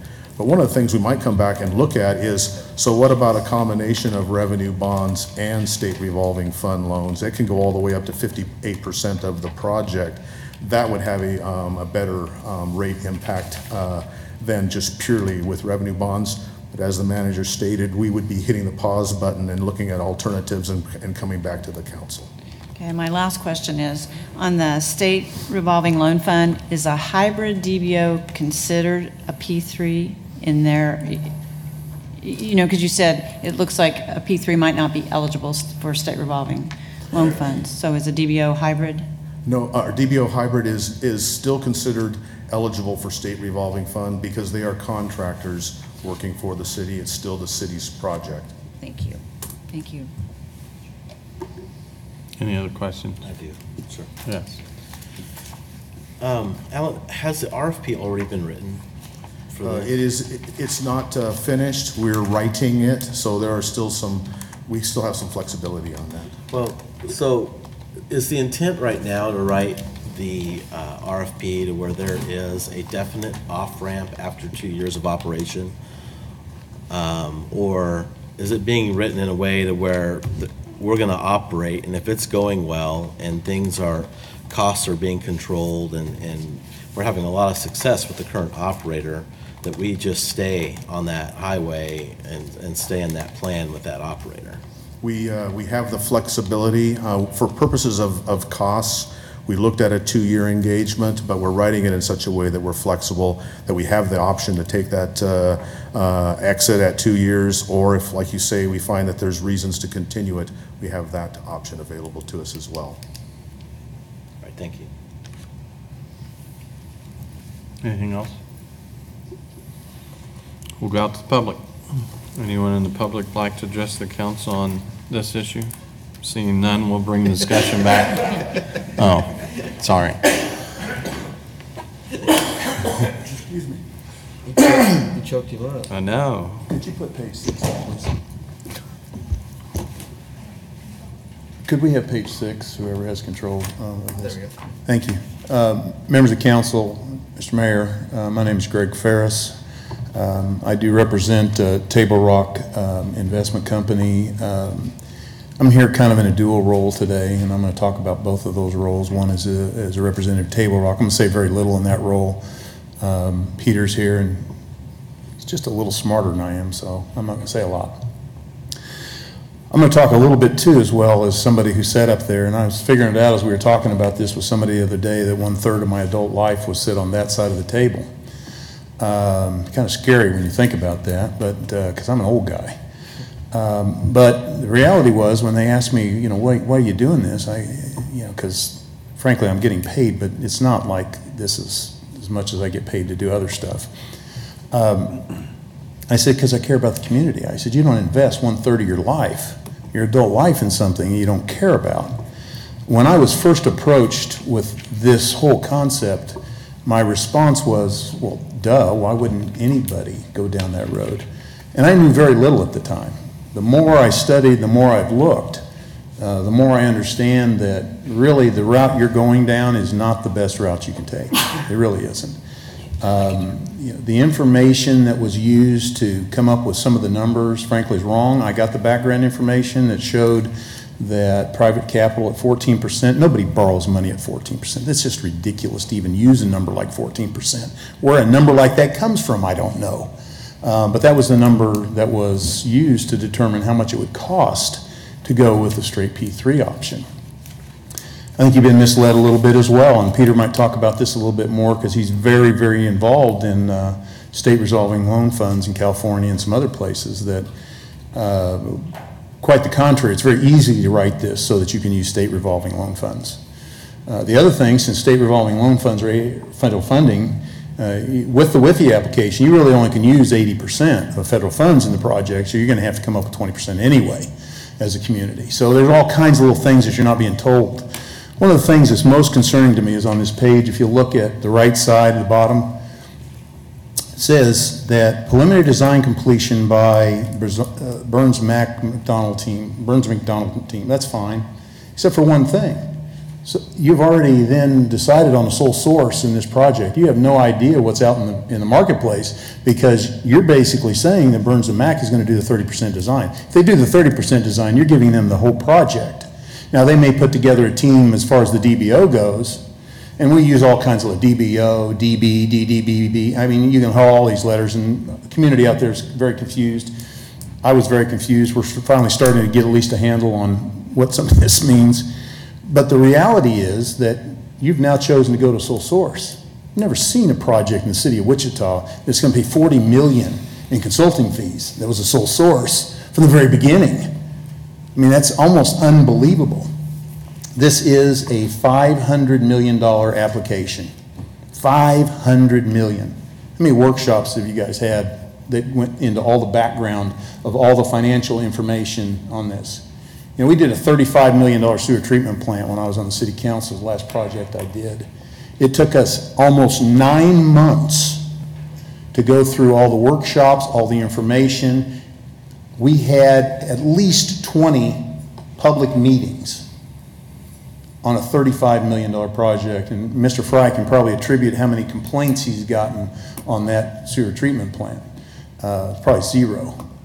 So we did it right. We did it right because we got all kinds of information, and all due respect to staff, and I love your staff. Don Henry, brilliant man, knows what he's doing, but Don's been here for a long time.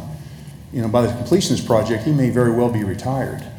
You know, we had a project in the city that when I was here, it was just a small little $9 million project. The guy that was in the middle of it retired halfway through. We found out we didn't have the expertise in the city, and it really ended up costing the city money.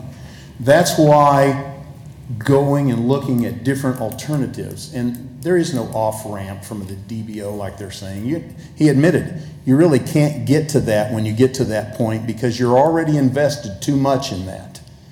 So you have an opportunity today to say, you know, what we want is a P3 with a DBO off-ramp. Very simple.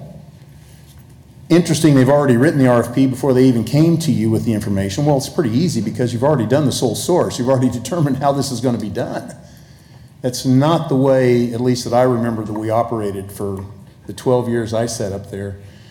When you're making $20, $30, $40 million decisions, I unfortunately never had to make a $500 million decision. You guys do. I don't think you've been given all of the tools. The last thing I will tell you is that some of the best minds in this community looked at this and evaluated it, and they have determined that the P3 is the best way for you to go. That is the ideal situation. So if you have a P3 with a DBO off-ramp, you have now accomplished everything that you wanted to do. Greg, Still have the WIFIA. You've used all of your time. Can I have 30 seconds? 15. 20? If you will go down that route, you can accomplish all the things that you want to do. You will have time to get all the information that you need to get. It's the best way that you can approach this. I'd be glad to answer any questions. Any questions? Thanks. Any other speakers?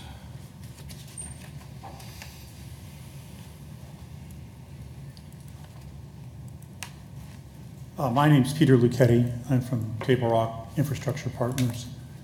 We were one of the consultants or advisors who worked on the first phase of the evaluation of the Northwest Water Treatment Plant. If we could switch, I don't know whether I can do it or not.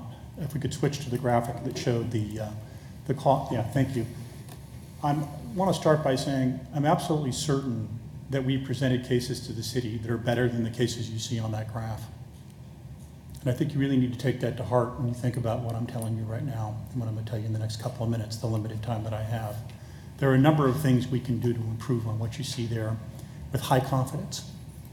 And I think if you switch your method of procurement and you consider what the market has to offer, you will improve by 10% or more the economic magnitude of the rate increases, and you'll have an opportunity to shape them more favorably in terms of the political impact on the community and the rate impact on the community.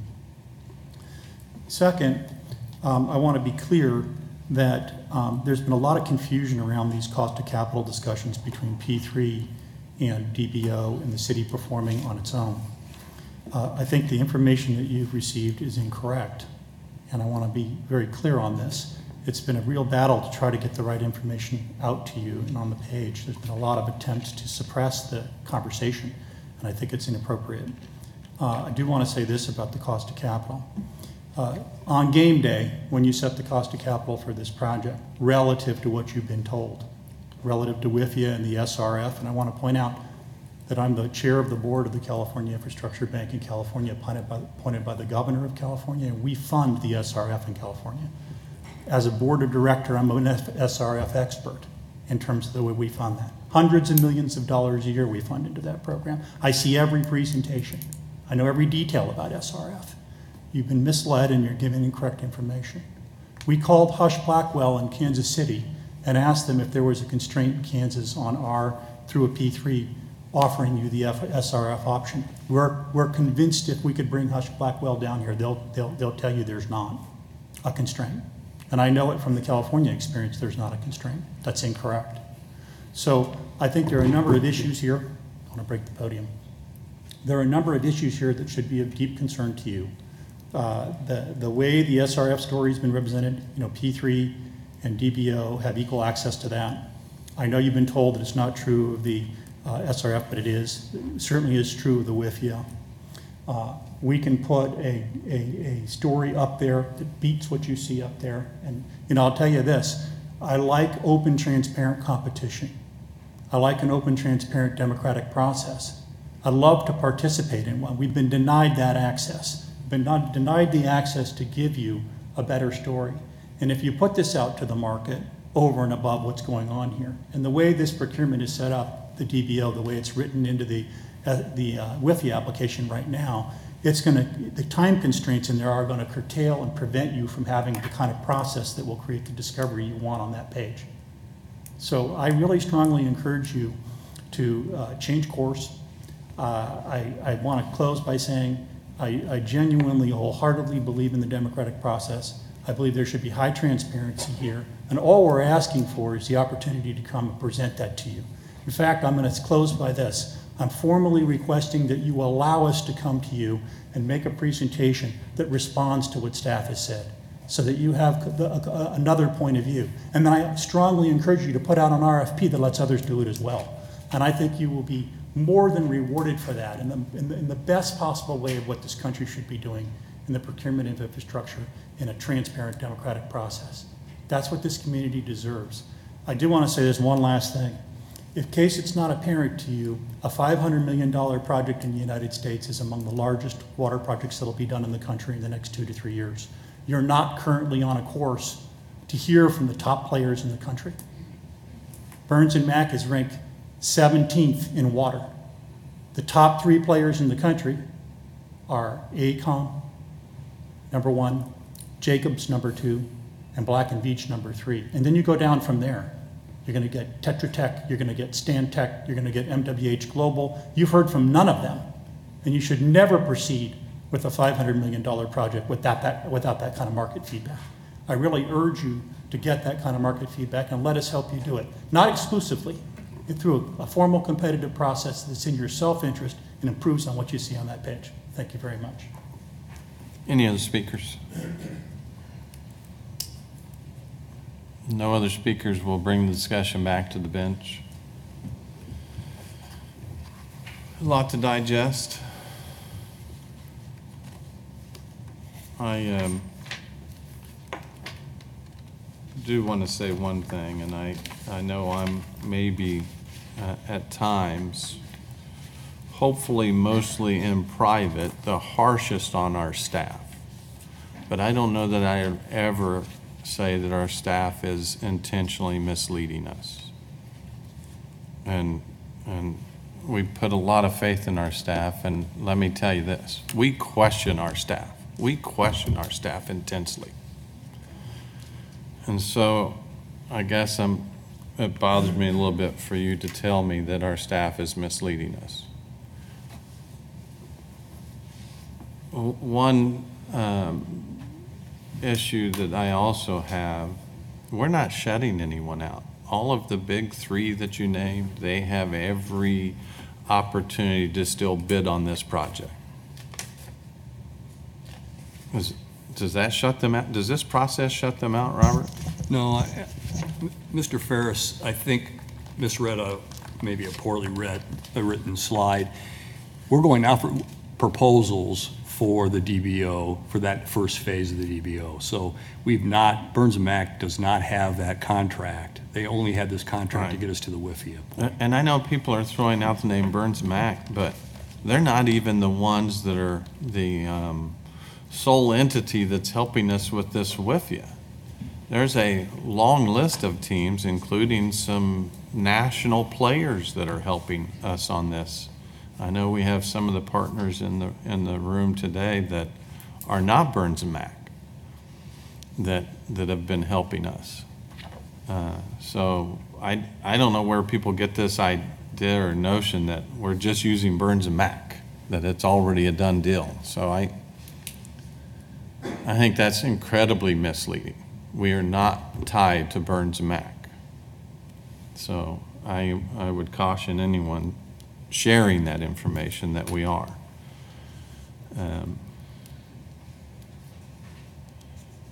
We have opportunities and some off-ramps, as staff mentioned.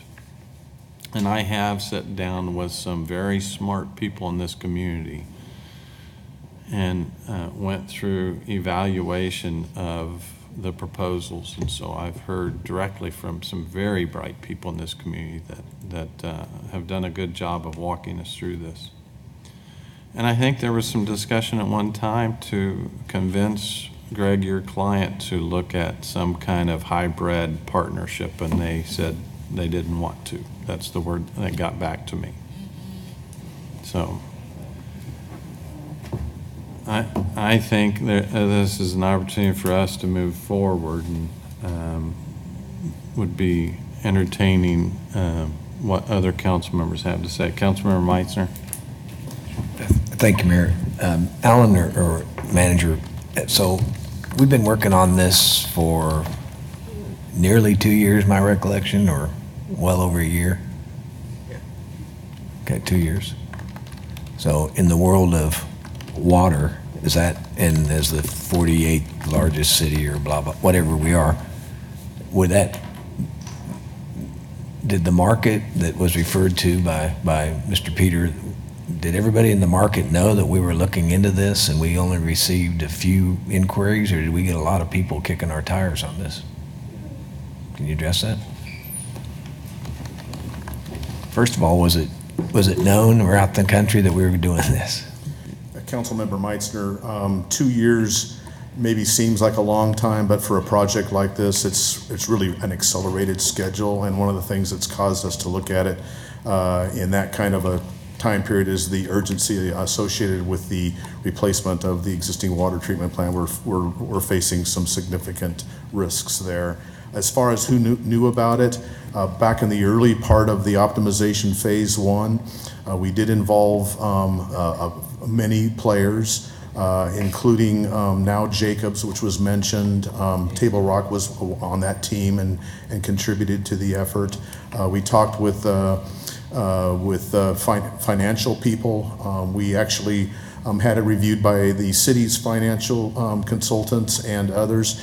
And the word has been out on the street, even with our first letter of interest application in 2017, that we were contemplating doing this project. So in answer to your question, a lot of people were involved, and there's been a lot of opportunities for people to know about this project. Okay. Second question on I'm glad this slide's up. Did people submit rates formally to us that would say these increases are way less than, or whatever the words are, small or less rate increase than what this is? The approach we're taking is the city will come up with the financing. So we'll apply for WIFIA, we'll apply for SRF. Depending on what kind of success we have, if we are going to pursue revenue bonds, we'll use our revenue bonds. Those are all low interest rate sources of funding. So we'll do the funding part of this. Where a consultant would help have an impact on these lines is on the total cost of the project. So, for example, if your project cost estimates only include that part of the project that's what we call inside the fence, you're going to have a lower number. If you're going to include those costs that are outside the fence, the transmission lines, both a pipe and the electrical transmissions, and all of the other sorts of things that tie it back into our system, what we call outside the fence costs, that number is going to be higher. We could build a much less expensive plant if we didn't do the outside the fence, but then it wouldn't connect to anything. It wouldn't be serviced by anything. So you have to include the total costs. That's going to affect these lines, what the total costs are going to be. The other part of it too is how robust do you want the design to be? Do you want to have a lot of redundancy built into that treatment plant so that you maybe even over-engineer it, have it even more expensive than you would have to do? That's going to drive the costs up. It's going to affect these lines. If you can live with some level of risk that you have a failure once every 3 years or something like that, you can build the plant with less redundancy and your costs are going to be less, and you can reduce these lines. So I guess the point that I'm trying to make is the impact on these lines is not going to be so much the way that you finance it, but the way that you come up with the cost numbers that this financing covers. So the total capital, the project cost of $550 million or whatever, if you downsize it, obviously that impacts the rates. Yes, the rates are going to have to cover, you're going to have your way of financing it, which we think we found the 3 least expensive ways of financing it: WIFIA, SRF, and the city's revenue bonds, and some combination of those. You're going to have to apply those to some amount. If that amount is lower, then the rate impact would be lower. Okay. Thank you. Councilmember Blueball. Thank you, Mayor. You know, I know there's been a lot of discussion about this already, and I don't want to beat a dead horse, but I want to be ensured again that we're not getting into any kind of no bid situation on this. All options are still remain on the table. You know, this isn't something that we do every day, and it's obvious we brought in consultants, so just want to be ensured that we're not tying our hands down to anything other than we're just trying to ensure we get the WIFIA funds. What I can say, council member, is that I can understand some confusion. This is a poorly written slide. It shows that the one who is performing the 30% design is McDonald, the Burns McDonald team. That decision has not been made. It'll be a fully competitive procurement process to find that, and I apologize for the error on this slide. Okay. Thank you. Any other questions, concerns? I have one. Oh, Cindy. So I think that Councilmember Clendenin was asking this earlier, and I'm still not sure of the answer. The RFP that we're putting together, it will not be more flexible than the LOI, right, than the letter of interest. It will be for the hybrid DBO. And so if someone came forward and proposed a P3 solution, that would not meet our RFP. Am I making myself clear? Okay. That is correct. We have recommended the DBO hybrid after significant discussion and analysis, and also trying to keep the council informed as we went through the whole process, so that everybody's eyes are open about the pros and cons of this versus a true P3. And the P3 model that has been shared with us throughout this entire process is one that has a different governance structure and a different operational structure and a different financing structure.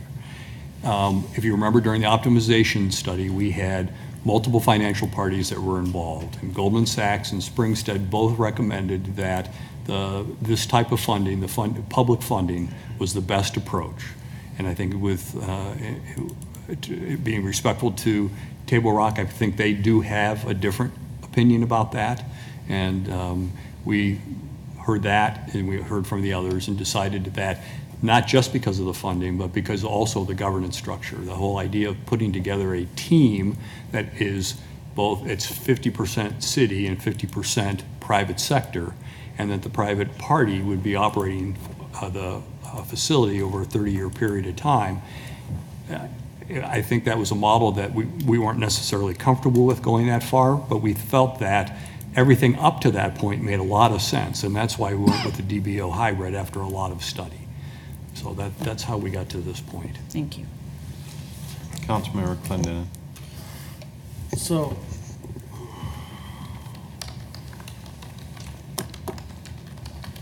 there's obviously some concerning things that have been said, especially the cost of financing, which is a big deal. I mean, we have one side saying the cost of financing is what we've been determined, another side saying no, that they submitted something that showed the cost of financing would be less with a P3 option. I'm still not convinced, and I don't know why the RFP can't be written with that P3 option, so we can see officially in public record what the cost of financing would be and what operation would look like on a continual basis. I don't think we've had an official proposal for that.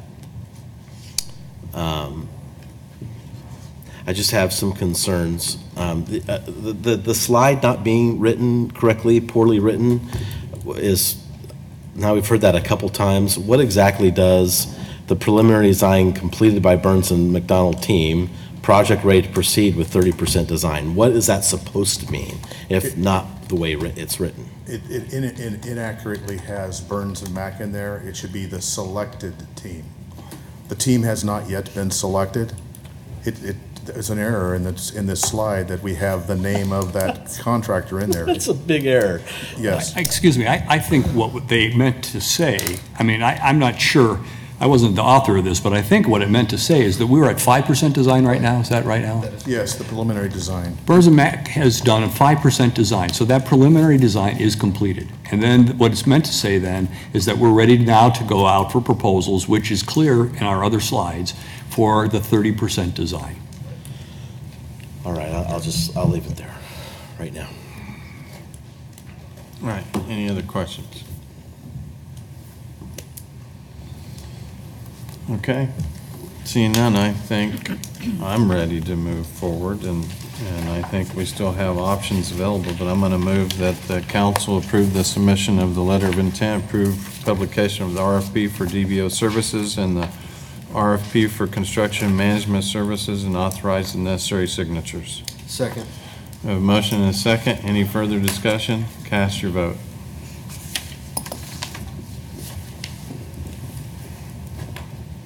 Motion passes 6-1. Madam Clerk, next item. CON 2018-15, city conditional use permit to expand a sand extraction operation and add an associated recycling rock crusher use on property located on the south side of East 55th Street South and the west side of South Clifton Avenue. Dale Miller, planning staff. The map before you shows the application areas outlined in black. The application area has an existing 2015 conditional use on it that allows for topsoil extraction. It covers approximately 20 acres. They can excavate down to a maximum depth of 5 feet, and they have a 5-year time limit with the option to increase the time limit by administrative adjustment. The applicant has returned and has asked to increase the area of excavation to 47 acres and to turn it into a full-blown sand extraction, not just topsoil. They also would like to add a rock crusher that would crush clean rubble and extend the time frame to 7 years with the potential to add 3 years by administrative adjustment. And you can see here the application area is currently zoned single family 5, as is most of the land to the north where the platted property is shown. A big chunk of that platted area has not been developed, even though it's platted. There are a number of homes on that property to the north. The area in the flesh-colored area there, also to the north, is still in the county. It has a home and some outbuildings on it. It's zoned SF20, single family, 20,000 square foot minimum lot size. And then to the northeast is limited or industrial park zoning. And then to the east of Clifton, which is the eastern boundary of the application area, is also zoned SF20, as is the property to the south. And then the Arkansas River is the western boundary. This aerial is a little bit old, doesn't show all the homes that have been developed in the subdivision to the north, but the property to the northeast and to the east and south is undeveloped and used for farm ground currently.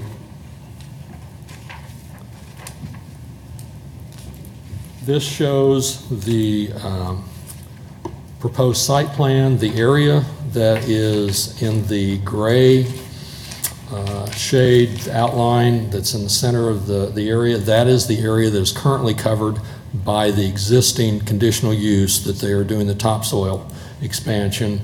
And then there is, if you go further out, there's a dashed line that would represent the maximum extent of the proposed excavation with the current application, and then the orange line is the application area itself. The applicant intends to develop the rectangle portion there that is immediately west of Clifton would be reserved for a cul-de-sac that would come from the north and go south and be developed with a set of houses on each side of it. The property is impacted by the floodplain.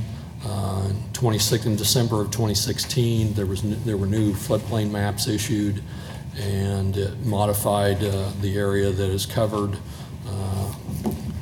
In some ways, it just kind of traded part of the area was in and part of the area is out, and just kind of swapped the area around.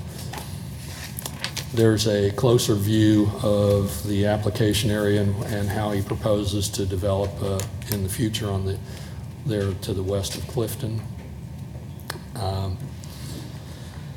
Planning Commission reviewed this and recommended approval on a unanimous vote. In the staff report, it contained the extra conditions that they were attaching, such as that currently the access point to the property is the northeast corner, and they propose to move that access point to the southeast corner of the property, about 1,000 feet away from the houses. The rock crusher can only be operated for a maximum of 90 days a year. They are required to use a dust suppression system on the rock crusher.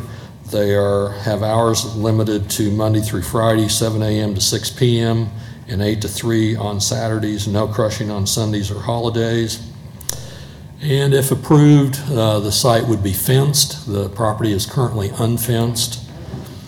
And the applicant has agreed to put a berm along the north line to cut down on the dust coming off the site to the homes to the north. Sand extraction would be limited to 6 a.m. to sunset, and they also put a limit on the truck traffic that you can see 55th Street there going east towards K-15, which is off the map, that if this were to be approved, none of the trucks associated with the rock crushing or the sand extraction could go north of 55th. They would either have to, if they go north out of the site, they would have to turn on 55th and go east, or go south down to 63rd and then wherever else they need to go. Again, Planning Commission recommended approval subject to the conditions. Unanimously, the District Advisory Board reviewed it and recommended denial 701. As you can see here, there is a 31.7% protest. However, I recently learned, like this morning, that the state legislature has passed a rule that even though there is over a 20% protest, the normally supermajority rule of requiring 6 out of 7 to approve, that it can be approved with a simple majority of 4 out of 7 instead of the standard 6 out of 7 like you would see on a regular zone case. It applies, that rule applies only to mining and excavation activities. So you can approve this with a simple majority of 4 to 7. You can deny it with a 5 to 7 vote because you'd be overriding the recommendation of the Planning Commission, or you can send it back to Planning Commission with a 4 to 7 vote. So with that, I'd try and answer questions. Councilmember Blueball. Thank you, Mayor. Dale, we flip back a slide or two. Just want to try to understand, is basically the developer, the operator wanting to go in, build a lake, scrape the soil for a few years, and then come back and build nice homes around it? Is that what you're reading into this, or?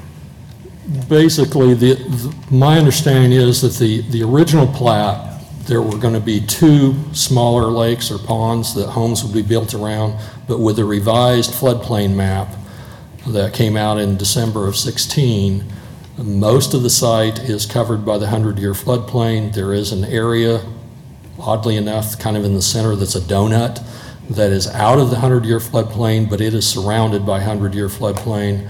And at least as I understand it, this is their proposal now, is to, because of the way the floodplain map is, that they would confine the development to the area just west of Clifton, excavate the area. A lot of the soil is going off-site. In fact, a lot of the soil has gone to the Spirit expansion project, is where the current excavation has been going. And he may be able to put houses around the lake at some point, but my understanding is this is what they're proposing at this point in time. Do you know about how many lots that is? Not really. We could count them up. Okay, thank you. Any other questions? Just remind people that this is not a public hearing because the council's operating in a quasi-judicial manner, and the public hearings were held at, the official public hearing was held at the MABCD meeting, and then of course we always hold one at the District Advisory Board, which you did. And, so just a reminder that we will not be going out for public comment. Councilmember Claycomb. Okay, so as you know, we've gotten heard lots from the neighbors on this in terms of what's happening right now. Correct. And so I went out and looked at the site the other day just to see. It wasn't while anything was under operation, but from what I understand, in the 2015 permit, that would have been the last permit that they got. If they excavated more than 5 feet, yes, then they were supposed to put up fencing. Yes, if they went below 5 feet, then they were to fence the property, yes. And it appears to me like the excavation is beyond 5 feet. There's no fencing right now. they're supposed to put up no trespassing signs, and I didn't see any evidence of those. And then some of the pictures that we got, now, again, pictures, I know you can do things with pictures, but trucks aren't tarped, dust is blowing. So I have a concern that because it hasn't been enforced since 2015, what confidence do we have that it will be enforced, or, you know, that the applicant will do as the conditions are set? Well, the courts have ruled that past violations aren't supposed to be held against the same person in the future because past practice may not be what they do in the future. The zoning enforcement staff has responded once they got complaints, went out and got them to bring a tractor with a water tank to try and take care of the dust on the road.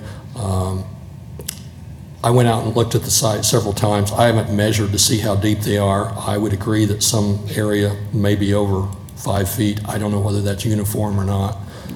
But zoning enforcement staff is responding to complaints as they come in. Okay, thanks, Dale. Councilmember Clinton. I was just going to let anybody else, if anybody else has a question first before I start asking a question. Okay. Dale, I appreciate, I know you just mentioned that past issues can't be held against the person operating under another permit. My question is, though, there has been, the onus has been put on the neighborhoods to call in issues. Correct. The neighborhood, I think now those that are here today know that that is an option now, and they have my cell phone number, and I'm sure I'm going to get calls if we continue with an operation there. What can be done to ensure that someone who has a permit to do things a certain way, it's going to be enforced? And we're finding this problem in other areas as well. And can we schedule someone to go by once a month to do a spot check, or randomly within a month to do a spot check? What are some options? Can we think out of the box to make sure that something is being done and enforced properly? Well, as you know, there are only two people that Yeah. are doing zoning enforcement for the entire city. One person's got the east half and the other person has the western half of the city. We can certainly, now that we're aware of those things, can make an effort to go by there and look at it. Like, ever since I found out about some of the complaints, I've been out there 3 times now, looking at the site. And but yeah, certainly if neighbors call, enforcement staff will definitely respond to those inquiries.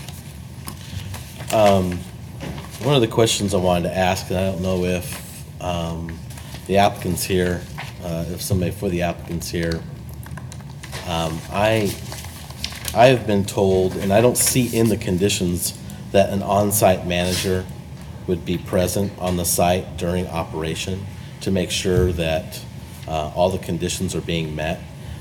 In the conditions, I didn't see an on-site manager. Right, that was not included in the motion. The applicant indicated that he would do that, but the motion maker did not include it in the motion. Okay. Also, on the berm, I know that it's stated to be 20 feet. Correct. To shield the neighborhood. Is it just going to be a dirt berm to blow into the neighborhood, or is that berm also going to be planted with grass? It'll have to be stabilized with grass to hold it in place.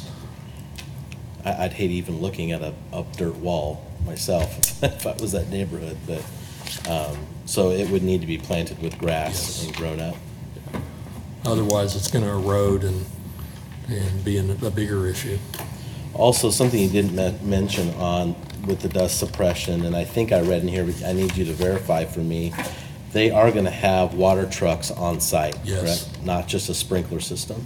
Right, they are required to have water trucks or a tractor and a tank tanker that can be pulled around. That's what they had there the latest time.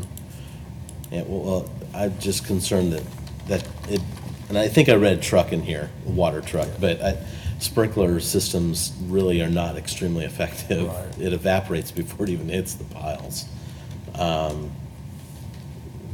So there is a water truck then that will be on site. Yes.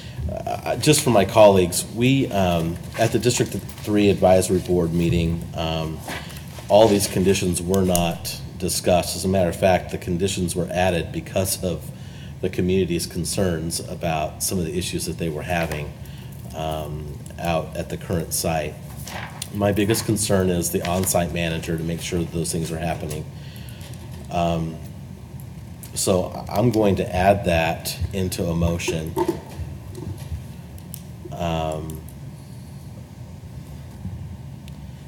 Because there needs to be a way, if something happens, that the community, we cannot have the community dealing with what they've dealt with. And as far as if they are cited, if the operation is cited for an issue, what consequences are there to the operator if they continue to not do what the conditions are saying they need to do? I believe the final one indicates that if there are violations, their conditional use can be, yes, number 27, if there are violations, their conditional use can be revoked, their operation shut down. So there is an opportunity here, if there's continual violations, for that operation to be shut down. Yes. Would that be a temporary shutdown until they correct those? Would it be permanent? It'd be, in my opinion, it'd be a permanent until they filed something, went through another public hearing, but I defer to Jennifer shaking her head, so yes, it'd be permanent until they refiled something and had additional public action on it. Well, I've definitely had some concerns over this. This has been this has been probably one of the most stressful things I've had to deal with recently. I have an obligation to the community to address their concerns, and I also have an obligation to those wanting to develop land and the ability of landowners to have their right to their land as long as they're being good neighbors. And I would like to add into the recommendations, and I don't know if I do this when I make the motion. Okay. But I want to make sure that we are enforcing all of this list of concerns, because I truly believe that if all of these lists of concerns are being met, that this operation can be a good neighbor. I don't think that it's going to be a perfect situation, but I also believe that the piece of property that the current landowner has also needs to be developed, not only for the health of the area, but also the health of our city, and the lack of area that's even developable down in South and Southeast Wichita. So that being said, if my colleagues have no more to add, I want to move that we adopt the findings of the MAPC and approve the request conditional use permit for the sand extraction facility and rock cut crushing operation at 5601 South Clifton Avenue, to include in the conditions that are listed here in the green sheet, to also include an on-site manager onto the property as a condition, because that is not in these conditions. And authorize the necessary signatures on the approval of the resolution. Second. We have a motion and a second. Is there any further discussion? Cast your vote.